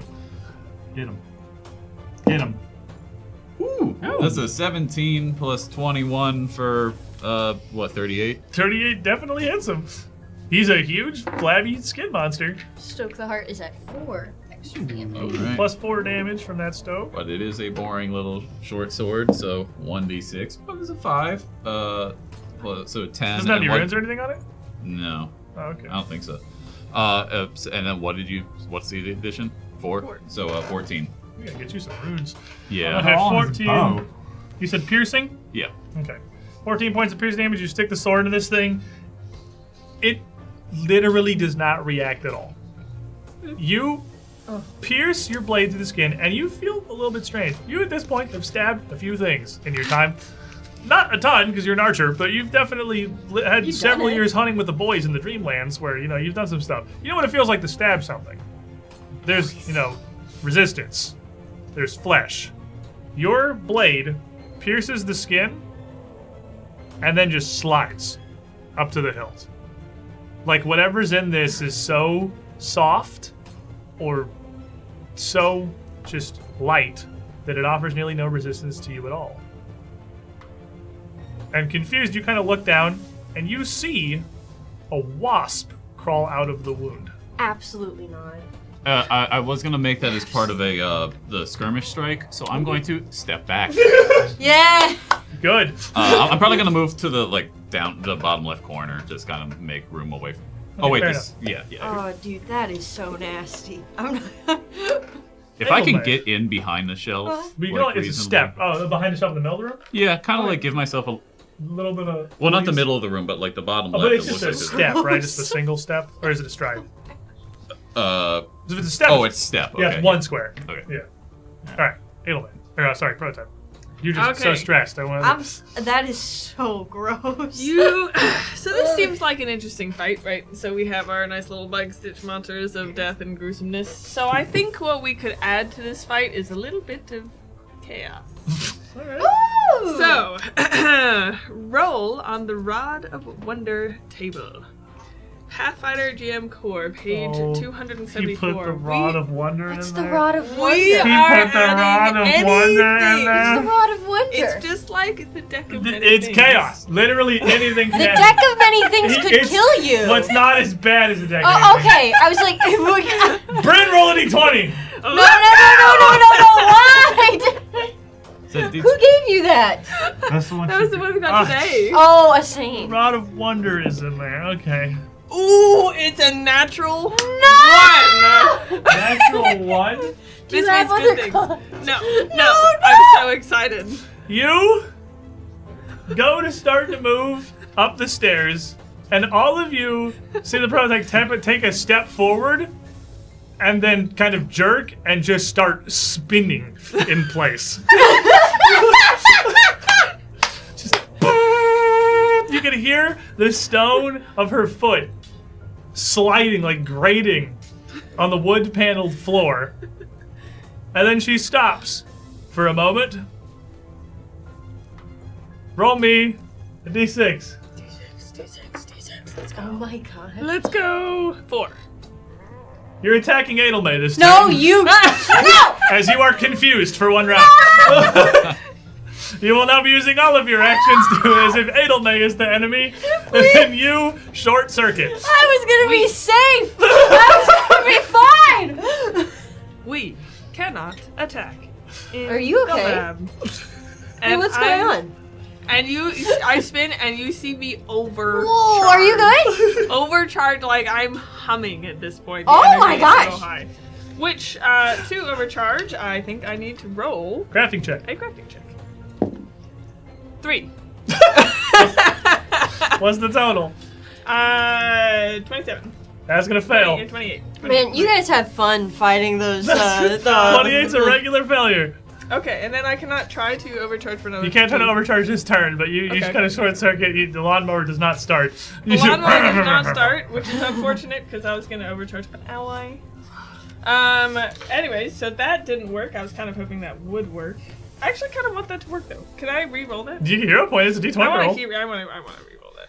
We need to overcharge here, guys. This is important. Are you gonna hit me harder if you overcharge? Probably. Yes. Okay. Why? this is- Are you re-roll? Why are you I'm re-rolling? using my re-roll. I'm using my re-roll for Link from Link, by the way. So Link thank- would approve. Link, yeah, thank Link for this, by the way. Okay. Okay, Okay. let me try a different thingy. This is my fancy dice that Colby got me. Thank you, Colby, by the way. Oh, Kobe's going to do that. Okay, so that's an 8 on the die for crafting with 25, so that's a 23. No, 33. 33 succeeds. Okay. So you enter excellent. overdrive. So I go into overdrive. And then I'm going to overdrive ally. Is that an action? Yes. No. This turn you can't take actions that are not attacking Edelme or preparing to attack Edelme like overdriving. Oh, okay. Well, I was kind of hoping I could. Okay. Unless that helps you hit her harder, because you're confused from the chaos. The idea was to overdrive this man, MD. Make To her help. roll the overdrive ally, one of the random people in the room. You know what? Roll a d6. Actually, that's kind of fun. Got me so. You know what? Yeah, Roll a yeah. You got me. Let her have it. Okay, 1. You overdrive the stabbed skin stitch. Okay. You see it kind of start to vibrate, and you see a bit of yellow light glow out from this wound as you see more wasps just crawling out from this hole on its body. Yes, not to worry, guys. Oh, what's hey, what's going on? Are you okay? And then So what's that do? so that gives him more. He gets 2 more damage Sick! for all this thing. Awesome. Not to worry, guys. Just a wee little 2 damage on everything he does. Okay, oh, he's stoked. He's stoked! Stoked, yes, so he is. Oh, like mother, like daughter. This is great. Did you have anything else you wanted to do with your turn? Man? Well, actually, look, it needs to be hit again. I know. It has to be hit again. Wait. Okay. Sweet. How you choose to hit it, I leave to you, but it has to be attacking. Okay, damage. I'll just hit it regular style and not Mega Strike. Not the Megatonic strike. Is that two? That's 2 actions. Megatonic strike. I think it's just. Is it an overcharge? I think so. Maybe. If Yeah, it's an yeah. overcharge, Okay, I'll yeah. let you not do it. You just regular Yeah, attack. regular strike. See, I was supposed to regular strike anyways. Okay. Smash. That's a 6 on the die for that would be 28.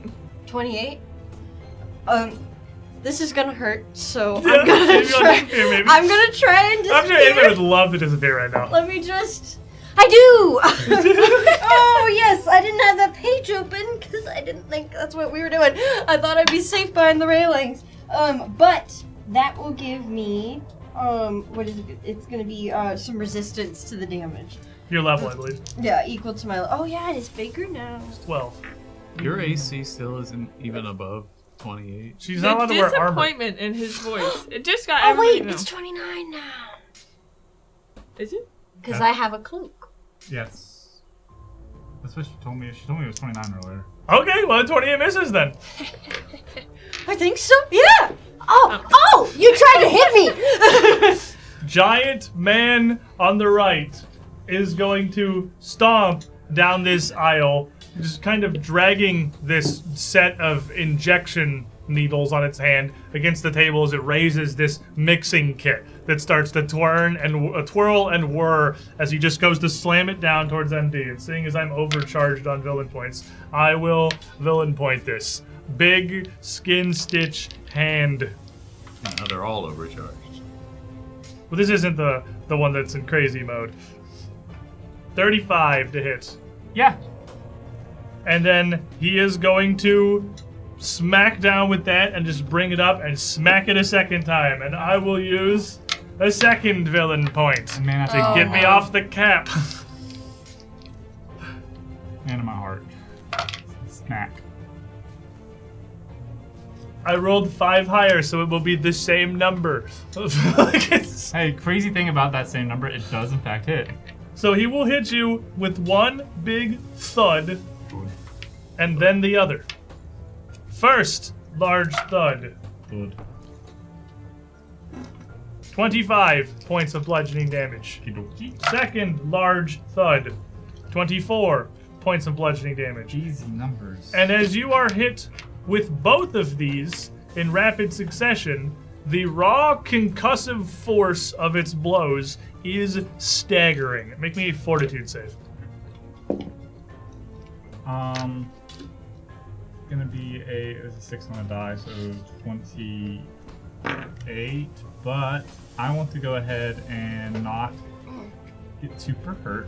So I'm gonna use this from a Sane. Thanks to Sane for giving me this wicked reroll that's gonna roll a wicked number. What is that? Another 6 on the die? Yeah, A wicked number, is Sane? it's wicked. You said 28? 28. 28's a regular failure. You are stunned 1. That's exactly where I want to be in my life. Guys, this fight is not great. going good. Great. This other one on the side of the room, feeling itself kind of like electrified and charged up, is gonna trundle forward. No. Marius, bonk. Ow. Bonk the first. Come back to me, die. Go in the tray. 36. Yep. Bonk the second. 30. No. Ah, just one bonk, which means no fortitude save for you because he didn't Hooray. land them both. Lucky. How's it feel to be the favorite? But it does mean 19 points of bludgeoning damage. 19? 19. That's a darn shame. Ouch. Ouch. MD. A little concussed, but with 2 actions. 2 actions. Stunned 1, simply removing one of them. Okay, cool. I'm not going to move from my spot. Instead, a little stun. Sorry, he took 21 damage because he's overcharged. MD is going That's to fair just point. Well made. throw his hands up, go down to a low crouch, and he's going to 1-2. He's going to Twin Feign. Okay. So the first strike is going to be a normal attack. The second one, he's going to be flat-footed against, regardless of whether or not the first one strikes. Yes, perfect. So the first one's a 17 on the die Well, that's probably going to hit. for a total of Yes, ma'am. 41. That's gonna crit. The 41's gonna crit. That's a big fist. He's a big skin man. He's not that hard to hit. It is just a fist, but Did you just crit on a 17? How's it feel? pretty good. Look at the high levels. I was a part of that. She was a You were part of heroism, actually. I was a part of He's that. the one with heroism. I was like, you could say we crit. You crit. Yeah, That's your crit. me. It's Four, yours. 6, 7, plus 7 is total of 14. Hey, that's crazy. It's exactly how much damage the other one took. And then the second strike, Now he's flat-footed. 19 on the die. That's gonna crit because you're down 4, probably. Yes, because they're fists, so they're agile. Wait, what's your total? I'm not actually. I don't think I'm. So with the plus 1, it's 39. Yeah, because you went up 2 and he went down 2 because he's flat-footed, so that's gonna crit again. Yeah. That's a Guys, minus 4. things are turning around. Crit! On the second strike, do I manage to find a point of weakness in his body? Absolutely, he is not immune to precision damage. Sweet. Though he is a non-pain feeling pile of skin, that skin is kind of connected. There are various points of it that are, structurally important to the whole. The So stitches. they've definitely got weak points. I like that. And you crit on the one that has. You crit on both, dude. Crit, rogue hours. Real low. Oh, I didn't double the last damage. Oh, so 28? It's 28, yes, Alright. that's why. 1, 5, 7, 9, 10, 12, 19, doubled. So 38. So 38. I rolled a bunch of ones. That's okay. You did 66 damage to a skin stitch with 2 actions. And That ain't as bad. the last blow goes through, I'm going to... I look at prototype. She's hitting me. I know. I look at prototype. I've never actually looked. I look back at prototype as I'm going to throw this punch. I look back at her. Does she have a weapon on her? No. No visible weapon. So as I hit, I just put a bunch of extra force to try to bruise him to make a weak point to bludgeoning. So he's weak 5 bludgeoning. Edelme. Edelme first feels the hairs on the back of her neck stand up as a whoosh goes across her head. She goes, "Did you just try to hit me?" Very confused right now. Did you just try to? I'll take your stone out, dude. I don't have time for. We're in a fight right now. I'm going to look ahead of me. First, I'm going to sustain your stone heart. You can keep that again. As I've got just like my fingers are twirling. That's Stoke. This is what Stoke looks like. And with my other Stoke hand, right now? I'm going to launch. He's a living creature, right? Maybe. It's a construct. So no. Okay, I prepared for this. I have options. Remember the thing you said you were gonna do during the last boss fight? We're watching it with Aeons. Oh, the cards! Oh my gosh! But no, it is a construct. It is not alive. Okay. Not in the proper sense. So they're already dead. We won. So are you. We lost a man every Oh, fight. he's sensitive about that. I'm gonna reach out to the one that's glowing, with stoked. Overdrive energy. And there's Vibrating in tune with the prototype. There's only right, exactly. Who just hit me? And we'd be like, "What are you doing with that?" She told you she lives here. Obviously, she's on their team. And I'm going to shoot. This is going to be chilling darkness towards that guy. So that's going to be a. Isn't that a humongous explosion that's bigger than this whole room? No, it's a target. Make a ranged spell attack against the target. Chilling I'm darkness. I'm thinking of something else. I'm thinking of the one that's a huge explosion. Total eclipse. I don't know. Fireball. Eclipse burst is what I'm thinking of. Close. Okay, so maybe I don't know her, but I'd like to have her. That's a 9 on the die. Let's see. Which one are you shooting? The one that is vibrating stoked. one, right? 30 to hit. 30 will not hit. Really? Are you sure? Nice, sure. He's not, like... 30, you shoot this, Oh, no. this chilling darkness, and it just like clips the shoulder, and you see a patch of flesh just immediately freeze and wither and just shatter off of it. But 30 doesn't hit.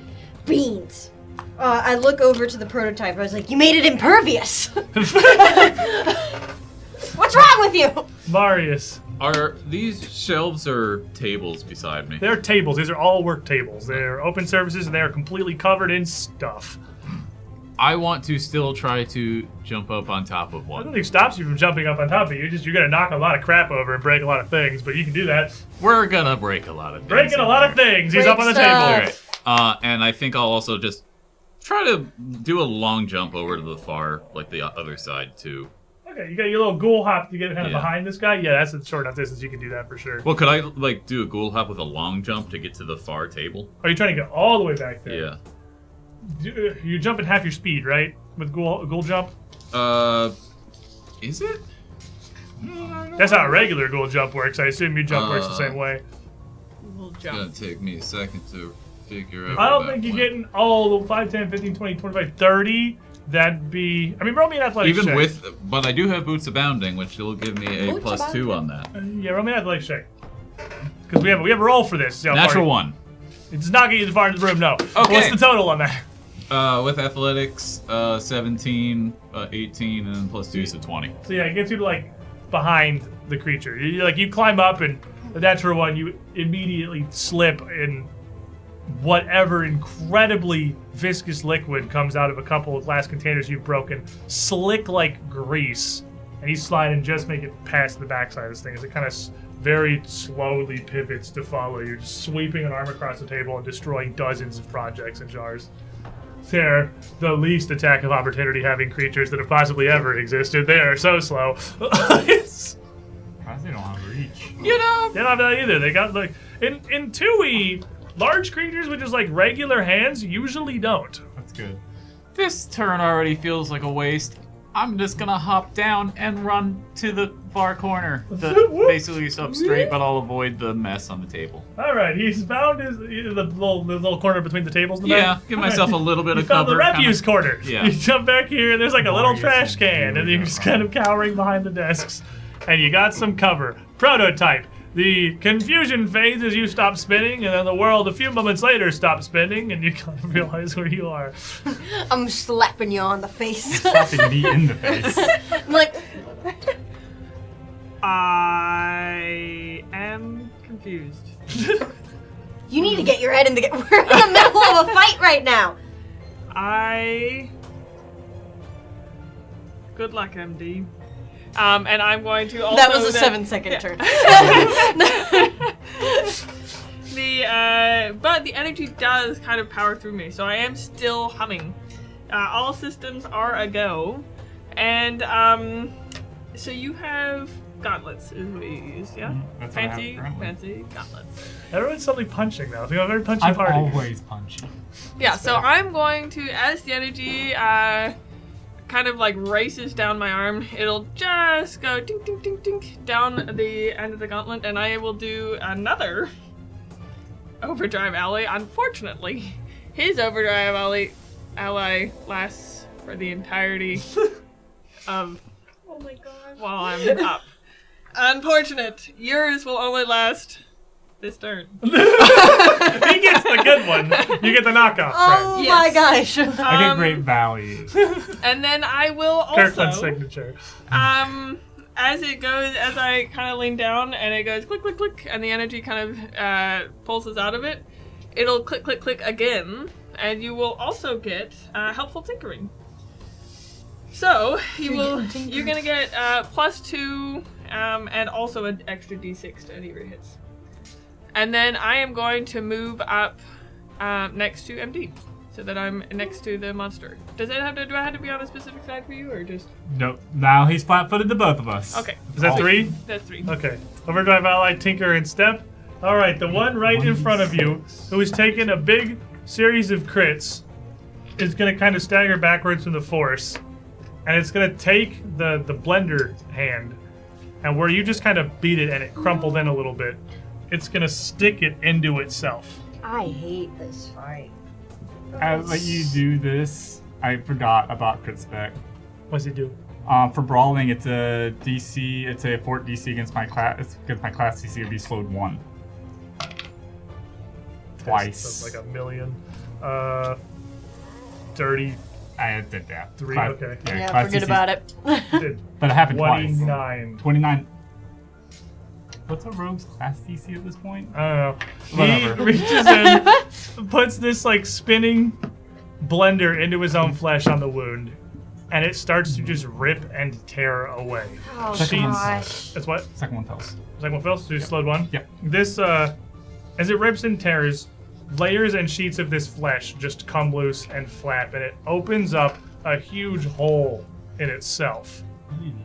The buzzing gets way louder as hundreds, thousands of wasps come surging out of the wound. I hate it so much. I hate this. How much do you hate it? Oh, it's nasty. 1 gazillion bees, which look like they are a little too large and also have glowing red eyes, surge out around the top of the stairs, swarming around Prototype, MD, and Edelme. What? No! No!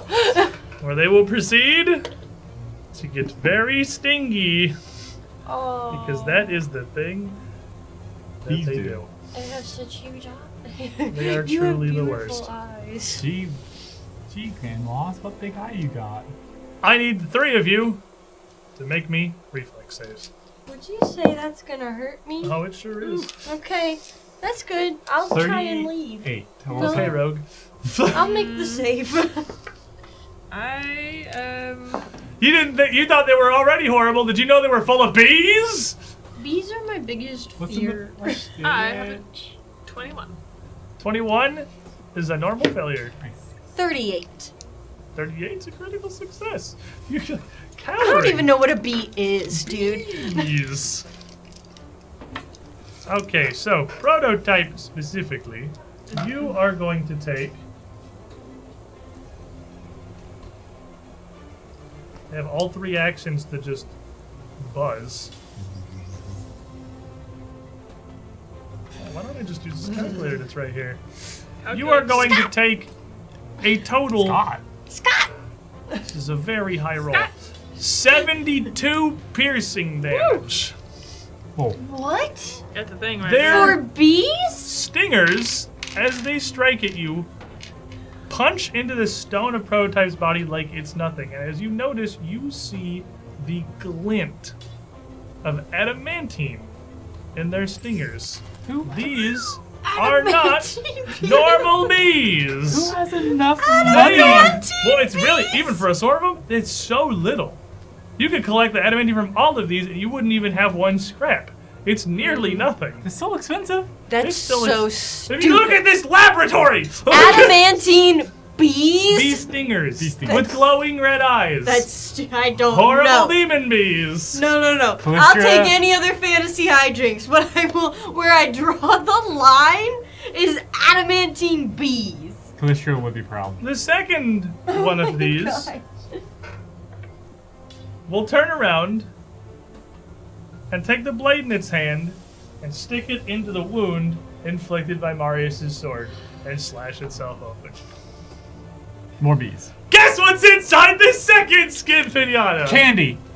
No! But good guess. Partial credit. Regular bees? From Oroku-san, the Great Mother's Pendulum brings about a wheel today. As a new player has joined the party, much like I did with the Fox Man when he joined the party. My actions are tempered and fair for a Fae, anyway. You see a lot of dead bees just kind of spill out of him as the vibration from Prototype's overdrive. That's right, Sully. We're not gonna say that's why. No. Has killed the swarm inside the beast. Like the bumblebees that get on top of the giant hornets and just vibrate and cook them. Yeah. Oh my god. Yeah, There I will knew not that would be. happen. There will not be a second Yes, swarm it's of bees classic. in this encounter. That will take 2 of his actions to summon them, and then he's going to stampede across the room towards Marius, bringing us back to MD, Thank goodness, because those I'm bees not messed stunned you anymore. up, dude. who is not stunned anymore. Stunning. So now with my good trusty ally Prototype next to me, MD's gonna change his stance a little bit, and he's gonna, instead of going for 2 punches, it's still gonna be punches, but it's more of an open palm. I'm gonna use double slice, which is a dual warrior beat. You're gonna make 2 attack rolls at this map, so they don't take the penalty. And then I combine their damages. Okay. Yep. So Punchy. the lowest would be a 34. Yeah, they're both gonna hit that. Yeah, and the other one is a 39. Flat-footed, that crits. So I get to apply 1 hit, 1 crit. precision damage once. So Well, you don't get it twice? no, it only gets applied once. Oh, okay. Fair Yep. enough. So I'm gonna apply it to the crit. I get to pick one which it applies to. It's gonna get 36 on the save for the stun. So Okay. So this is the crit. So that is 6, 11, 12, 16, 17, 18, 24, 31. This is the crit. Yeah, The it's doubled. 62. 62. What's Oh the my other gosh. hit? Because it might be dead. 8, 14, 21. Yeah, it's gone. With the punch and punch, 2 more solid strikes brings down the first of the skin stitches. That's just force of punch beating through the outer husk of this thing until it almost deflates into just a heap on the wooden floor. The bees unleashed, still furiously swarming. I can't fight a swarm. I don't got hands for that. I will give you a freebie. Swarms are not Freebie. nearly as awful to fight in 2E as they are 1E. Freebie. I know you might be operating on 1E brain. I'm just where you just operating like on straight up swarms can't hurt them. are awful, But like period. it's not great to just swing at them with melee, but it doesn't do literally nothing like it did in 1E. They just have a lot of resistance. I'm gonna use my last action to pull out an alchemist fire There we and go. hold it out the cave to take on her turn.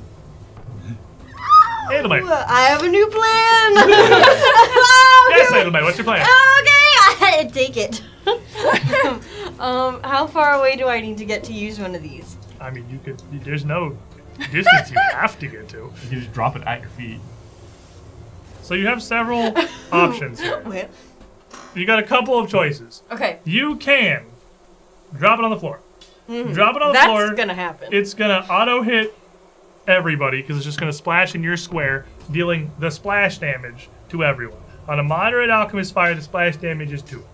So it'll do 2 damage, but another freebie because it's just classic fighting swarms. Anything that isn't AoE does just like a ton of damage to swarms because you're killing a ton of them at once. So this is like weakness triggering damage. Or you can roll and try to hit the swarm with it to burst it in a very particularly effective place to get the bomb's damage, which is 2d8 plus some persistent damage, and then also the 2 splash damage. And this is still going to hit the 3 with the 2 splash damage. Does throwing it also is just They'll still get the splash damage either way. It's just you They'll can get get, like, the persistent and a little AoE crazy. extra- Yeah, okay, as long as you okay. don't critically fail the attack roll. If you critically fail, it doesn't hit them at all. every No, go one for of it. you looked at me when he said critically. It was like a snap. I believe. I believe. Every single one of you. Oh my gosh. I would never. You just have to not critically fail. Yeah. You can if you regular fail, it's the same as dropping on the floor. They just take the 2 splash damage. What are we there's so no afraid of? downsides. Yeah, I'm not no afraid. I downsides. trust you. I'm implicitly. going to step to the side a little bit, you know. You can also, just take an action. You just take his bomb So as 1, step back as 2, I'm rearing and throw up. it. I'm rearing up. Hey, now that I have my memories back, I played softball. That's your thing. Softball exists in Strange. Yeah, there you go. Now softball That's your thing for this campaign.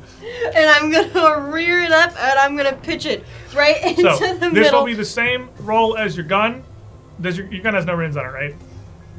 Don't ask me what that gun does. It comes up If your gun doesn't every. if your gun doesn't have any runes, the bomb is going to be that with a +1 because I don't know what I have to the gun. only you printed it on your character sheet or something. I use the gun once every 3 months. I feel like it's more often than that, but Brain plus your level, so 2 plus 4.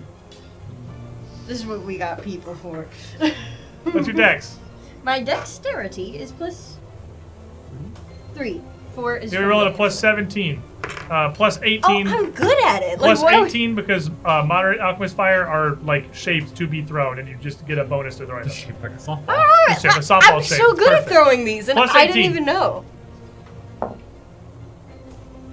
Is that a natural one? No, it's a 7 on the die. 25 total. It's probably not gonna work. It's probably not an app. I don't think it's a crit It's, failure. I don't think it's a crit failure. You want to take it? I'll take you 25, or you want to roll it? You know. I rolled a 25. 25 is a regular failure. Okay. So you're going to pitch it, and it's going to hit the back wall. It's going to deal 2 splash damage to Off the backboard. MD, to Prototype, and to the swarm of bees, who is going to take just way more than 2 damage, because this gout of flame is more than 2 damage. Actually kills many bees, surprisingly. And then, I will go Takes- right back. Take, step, throw. Oh, throwing's 2 actions. Well, take, step back, throw. It's 3. You We need to Take Oh, the to bomb. take That's it. the first one. Oh, okay, well Step then back while I and throw it, I go, it's cackle. You're still sustained. Let's go. Cackle time. All right, that brings us to Marius. All right, Marius is in the corner. This is gonna be kind of awkward and cramped, but he's finagled out the longbow just because we need to do a little bit Baby more has been damage. placed in the corner. So I'm gonna try to do some shots with it. Marius really is baby girl.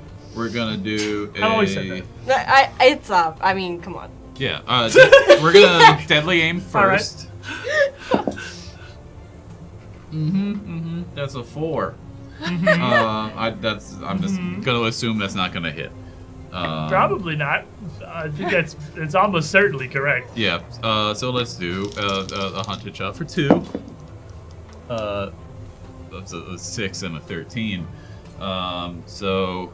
When we hit it big, Close when by. UGT's really like raking in the money, we're gonna take you to a dice rolling class. I Yeah. don't know like where we can get one of those. It's Or a 28. We could get an automatic 28 's dice not gonna roller hit. where you just push a button and then maybe it'll you be just your need- fault. Dice maybe, tower. maybe Try yeah, the we're gonna take you. You need a one. dice tower and you need tongs. Yeah. So I think the problem is when you touch them. So if you Yeah. pick up the Wait. dice Yeah. with tongs No, and you no. put it in the tower, When we get really big, we just have someone roll his dice for him. Yeah. Yeah. Have your own little peasant. you're a little peasant. I wouldn't call him a peasant. would call That's it. 1 better for 29. 29's not gonna do it either. Wait. Right? Yeah. Yeah. Okay. Frantically What happened over there, man? firing arrows out of the corner up at this skin stitch looming over you from your wildly oversized longbow. None of them are able to land. And that brings us around to Prototype. Okay, Prototype over here has had a kind of bad moment. There are bees everywhere in the armor. It is They're like- exceptionally uncomfortable. They are like burrowing into the mushrooms. She's having a terrible time. So she is So how going is some other to... robot getting destroyed by a swarm of bees? Yeah, right? While the 2 regular people are perfectly Right, fine. totally Fine in You here. could just dodge. So Just she don't get goes stung. through the Little same motion she would for an overdrive. Again. Okay. And we'll see if it works. You trying to blow up on purpose? What's she doing? An 18 on my explode action. Oh! Okay. Is the DC the same as 15. overdriving? It's a DC is 15, Oh. I think. Oh, it's a flat check. No, it's unstable, so she has to roll Oh, for yeah, unstable. yeah, unstable. Does Unstable, oh, unstable. 18. It's DC 17, so 18 doesn't ruin your unstable, so you can unstable again. Yeah. So you pass that check, you blow up, you can blow up again if you wanted to. So Well, it's a 2 action. It's 2 Right, action. not this turn, but Oh, I mean, yeah, it doesn't yeah. use your you just unstable keep charge. going. How big is that explosion? Don't worry about Well, Hey, it. Here's the neat part. yeah. Here's the neat part. Big enough. Yeah. You're not confused right now, are you? Yeah. No. For sure not. Okay. I mean, you So. just both of us. So then. For 2! I hit you for 2! Okay. So Don't worry at about it. every 3rd level, it adds a d6. So. Huh? I'm going to do one d6 4 damage per. yeah, 4d6. 46. 46. Yeah. Not 40. It's a 5-foot emanation. At third level, every So, level yeah, that's thereafter, what I increase the damage by 1d6. And what? At third level and every level after, you add 1d6. That's not every. That's way different from every third level. Yeah. Okay. That's 11d6. That's way different from every Oh third my level. gosh. No, she blows up. Okay. She explodes. I want to disappear. But there is a reflex save. There's a reflex. I save. want to disappear. All right, 11d6. I need. Okay, You we'll can roll to take- disappear, and we need reflex saves. Our bees very reflexive. Oh, I got it. I got it. Disappearing or reflex saving? Disappearing. I'll get a +2 to my save Oh, against Bryn. And then I'll resist some damage from her. Okay, 6, Oh no. 12, 18, 21, Assuming it's against your class DC. 22, 23, 26, 29, 35, 35. and then one more. 35, 36. 36. 36 damage. 36 damage. And a DC class DC saving throw. I rolled with her heroism a 31 exactly, which is class DC. Which is her class DC? Which is a I critical rolled a success. 5, so I'd like to take this time to think I would have loved to use this. Like, I really would have loved to use this, but thank you to Asane. As I brace myself against the walls of this stairwell. They go down. Yeah, What's it's a the- 3 on the die. So what's your reflex? Well, it's 2 higher than it would have been, which is almost like I just kept the 5 in the first place.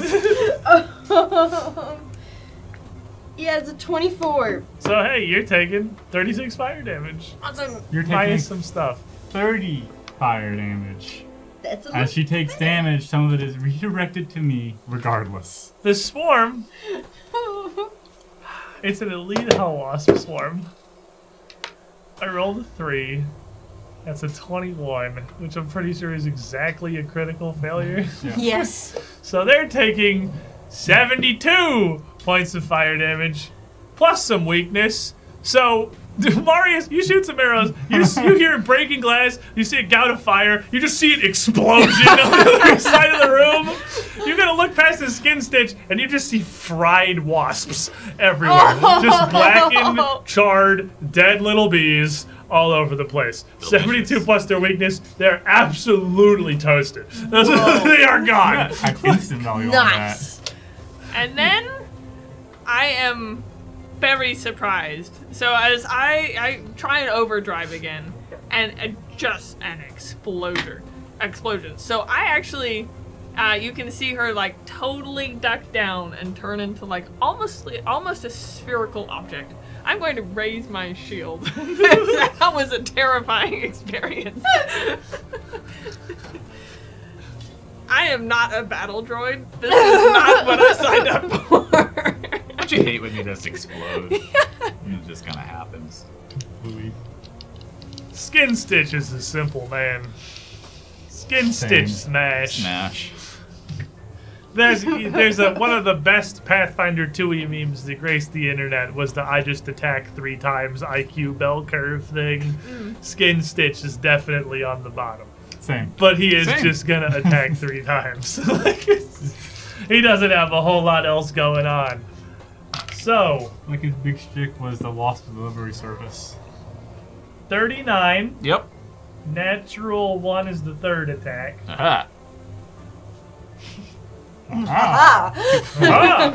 got him. 39, 32, natural 1. Only 39. Only a 39, 32 doesn't hit you anymore? Uh-huh. What the heck? He's a master in armor. We're an so expert in strong. armor, No, whatever he what is. is level We're 12? so Okay. strong. Alright, fair enough. I thought for sure you were getting That sent to fancy stun armor. jail. That fancy armor that we bought. He has better that I armor don't class remember than I do. buying. I thought you were going to stun jail for sure. Yeah, fair enough. Well, then you can take 22 points of bludgeoning damage as he just bashes his way through the table as you're just firing and he's just swinging, and that brings us to Just MD. because I don't want to have to do the mental math Sorry. of adding. 24 points of bludgeoning There we go. damage because he is overdrive. Thank you. That's true. MD! I don't know who did that. A quick look around. all the wasps are dead. Cammy's still standing. Hey, the vibration killed an entire. Bryn has killed both wasp swarms. All right, pump the brakes. Adame is still standing. The droid's acting weird. I saw that. Flint and steel solely from Corey. Thank you, Corey. I'm just gonna dash across the room to be behind the other dude that is bullying my poor friend Marius. This one is called Dave Lean War. Okay, he gets it. Did I read that right? Oh, I get it. What is it? Do you get it? Yeah. What is Yeah. it? Does it hurt you when you do it? I don't know. I have to ask Nick how to pronounce it. It looks, It looks as if that might be. It's a post show for sure. How'd you know? I'll tell you later. Post show. MD. And it's Dave Lean War. Dave Lean War. Dave Lean War. This is gonna be a full-on Superman punch, really, honestly. You have a running start. That's so. a running start. Both fists out, just a good. We're going to. It's called double slice, but there's no weapon damage type restriction to it. So, 2 punches. Smash. The lowest is going to be 32. Yeah, about that. And then the other one is not bad. I mean, I think you've done the 30s, science yeah. at this point. Yeah, too. It's you know what you're going for. Yeah.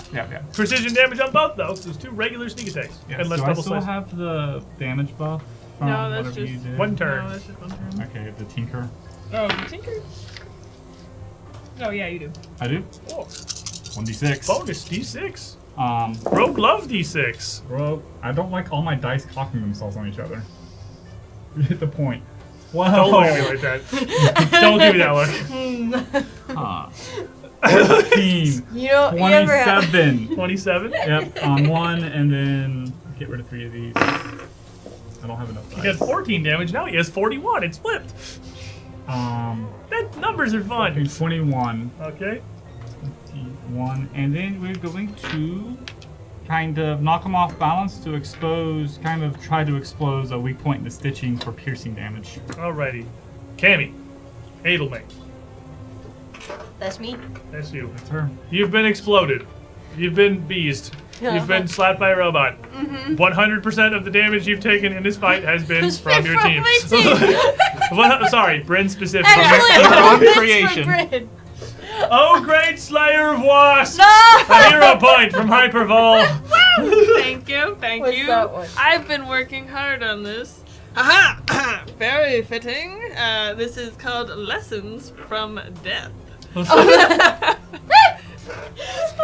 much for that. I think I should get out of this corner. My real threat is still in this corner. Its prototype is the real antagonist in the I fight. need to go.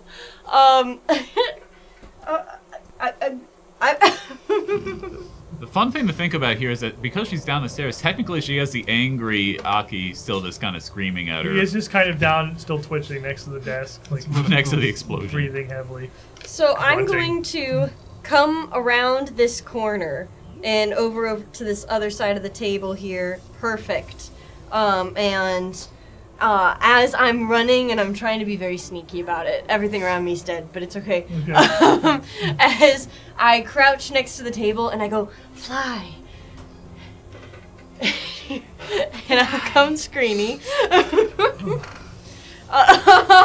Was it a force save? I don't remember. It is a will save. Will save. Who's going to come good at flying these. towards this enemy with divine purpose. I'm gonna need that will This isn't a save. mental effect, is it? It's written down in my journal, so I didn't write that I down. don't. It's It's just shed because spirit. it says will save. I'm pretty sure it just spirit blasts them. I don't actually think it's mental. I see Arcade is furiously googling. It's called shed spirit from my spirit familiar. Definitely don't think that's. No, it's I don't gonna be think a it is. It's just 29. Ooh, well, that will fail.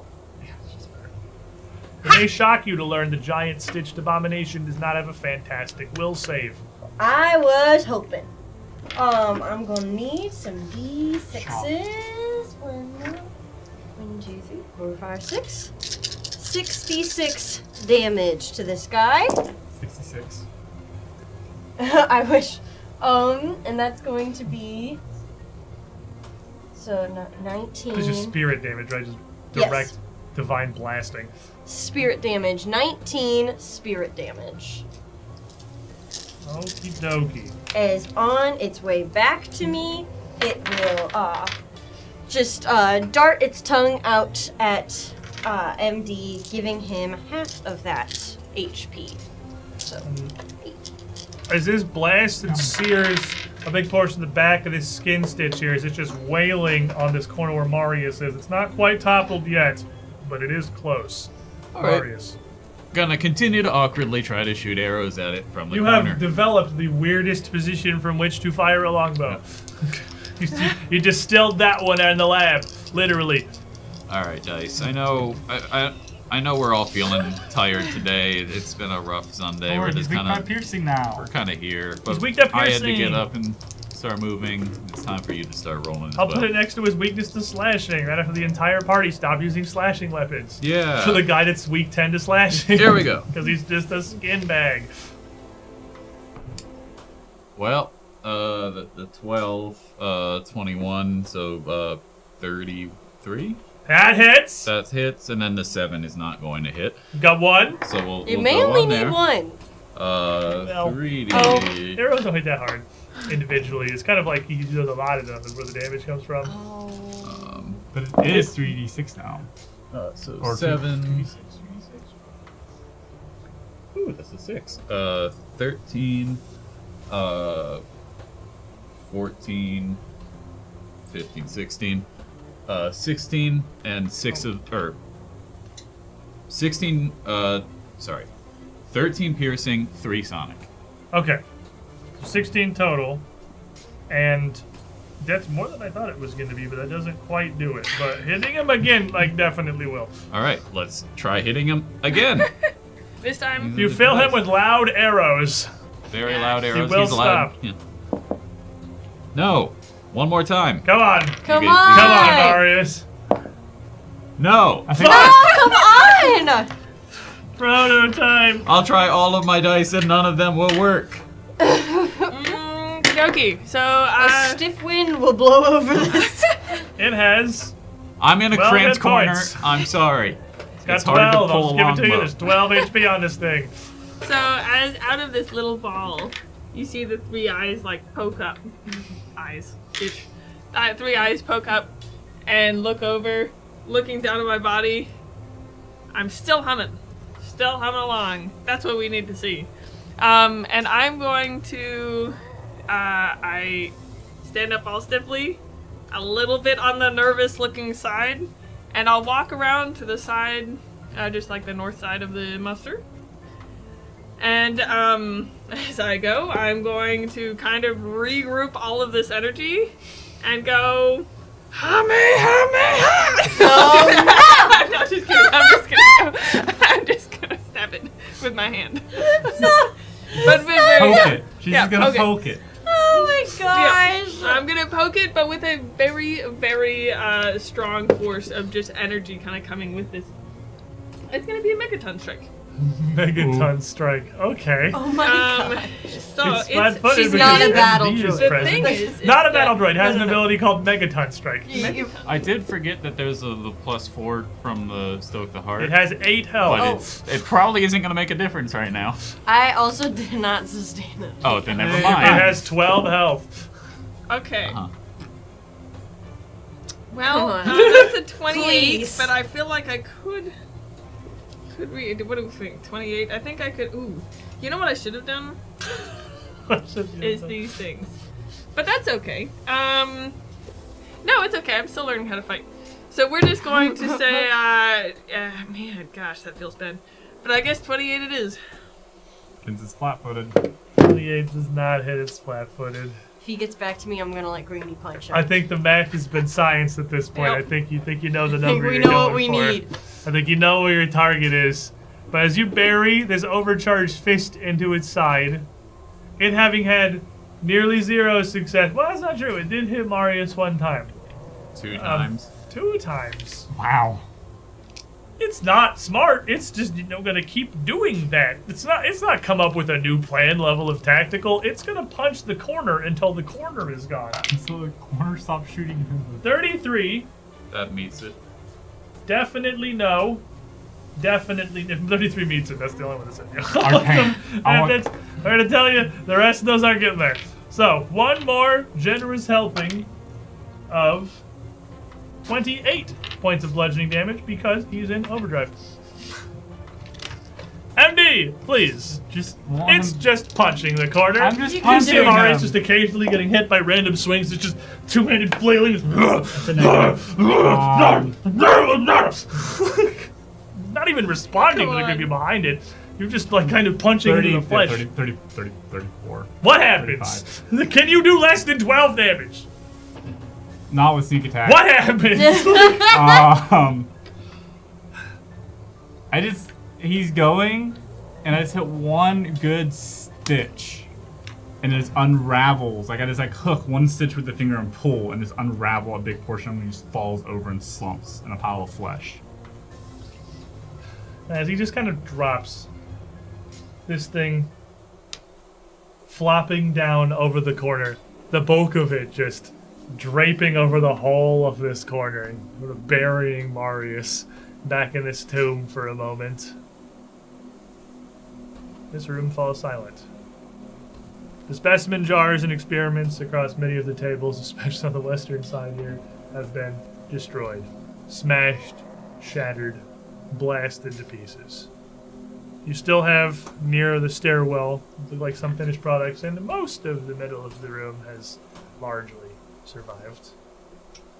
In the back by the prototype, as Marius, I imagine, unburies himself from the mountain of flesh that possibly even he does not really want to eat. Yeah. There are a bunch of bugs on It's it. full of bees. Yeah, it's like you gotta find your drink. Your steak's full of bees. It's a little less You really appetizing. don't want to eat those bees. Yeah, they're really, There's several giant tanks on in the northeastern corner of the room, and then a covering over the right half of the northern table that has been knocked slightly ajar by the force of this skin stitches slams up in the corner, uncovering a little bit of what looks like a body. I think I should turn myself in. What? I will be charged with 3,282 counts of murder and 1 count of attempted murder. The wasps aren't people. They don't count for murder. Who? For the wasps? A death is a death, as Benji has said. Yeah. I must turn myself in now. He was not really good at explaining things. I suppose it was nice knowing all of you as I rot away in prison for the rest of my life. I'll be honest, I forgot how much you two hung out. A little too much. You're gonna be okay. I'm gonna make my way over to this tarp. Let's go. As you pull it back, you see several things. The first and most obvious are desiccated body parts spread across the table. What you were seeing was the shoulder of what looked to be a half-elven woman. Strangely, looking like a ghoul.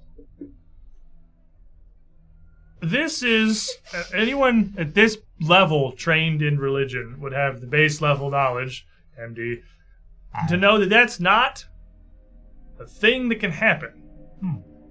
Elves cannot become ghouls. Ghoul fever, that ghoul disease, it does not affect elves the same way. There's just something about them biologically. Quick reminder, Pathfinder elves are aliens. They can't be ghoulified. So, as you pull this tarp back further, you see it's only the upper torso and head. Lower half of the body, gone. Next to that are what look to be the removed head with a full spine still dangling and a single wing of a strange bat-like creature with an almost human face. And lastly is a large jar full of a lightly bubbling green liquid set with a huge rubber stopper the whole width of the jar. The label that simply says number 61. Inside the jar looks to be very thin, wispy creature, just kind of whirling. At first almost looks like some kind of jellyfish or something similar. But as it whirls around towards the edge of the jar and you get a good look of it, it is a face. It is a man's face. Eyes, lips, and all. And as it sort of drifts over towards the edge of the jar facing you, the eyes move and look at each of you and kind of go wide before it swirls back around again. Oh no. We go back to the boat with the wacky dream adventures. Ooh. You look, it comes back around again, and you see its expression. Desperate, mouthing words, pleading, and then drifts back away. The gentle bubbling of this medium, keeping it moving, folding over on itself, as it just waffles in this liquid. Funny, I was about to take read moves this level.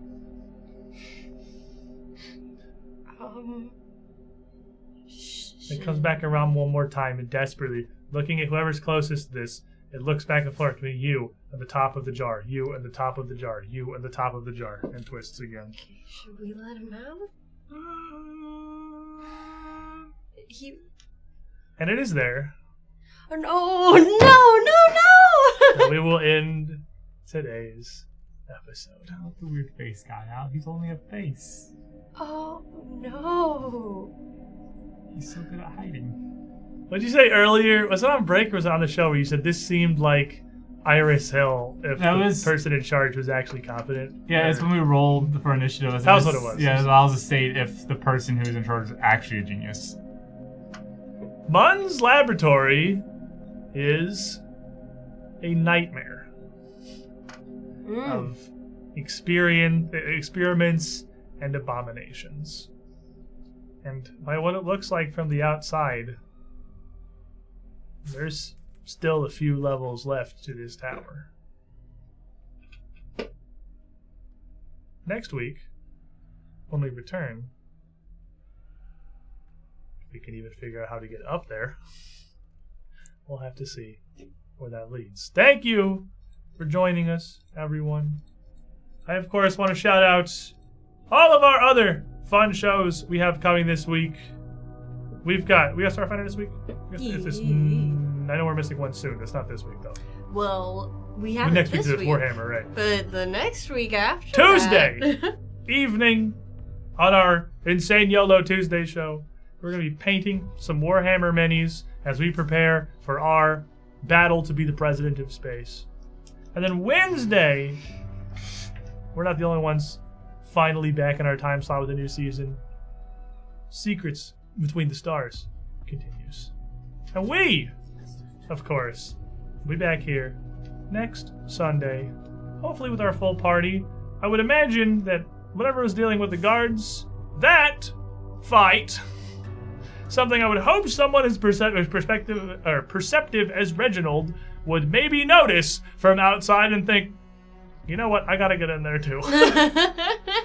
And I think it's the first time I've written someone out of an episode without doing some insane crap to them. I think it's the first time it's just been like a normal, regular ride-out. Yeah, and no like crazy time actually, I got shenanigans something or for you to anything. do. No one went to another dimension. It's just like he just, wasn't present for a moment because he did not expect us to have to fight demons full of bees. Which is one of my favorite Paizo encounters. Huge man full of bees. Where else can you get that but Strange Aeons? It's a normal fuel source. If you like the show, please, I know I'm saying it a lot, but I can't overstate how much it helps us.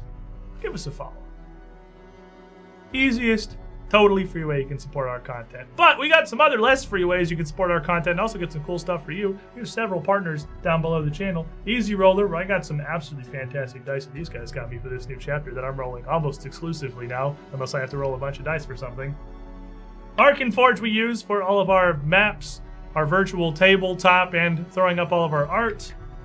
We've got more. We've also got a merch shop with funny stuff in it. That's back. The t-shirts have returned. And we are gonna, I believe, try to be pretty regularly adding more things now. We've already added 2 or 3 things since we put the shop up only just like a couple of months ago. We're gonna kind of keep like a rolling thing in there. We don't want it to get bloated with like 200 designs, so it is gonna just kind of be like on a rotating basis so that our memes are somewhat current. Hey! Seeking Toonboy Ghoulfriend! It's me. It's him. It's Marius! But he still looks so happy. He's so cute. He's so hopeful, so full of I've love. never imagined Peggy Marius could is the feel happiest such joy. member of our party. Oh. Well, he's the only one who came from like a regular life, so probably. The worst thing that happened to him is, death. Cool. Yeah. He died a little, but he got better. He got better. Yeah. We'll see you all next week, everybody. Until then, stay safe. Stay sane.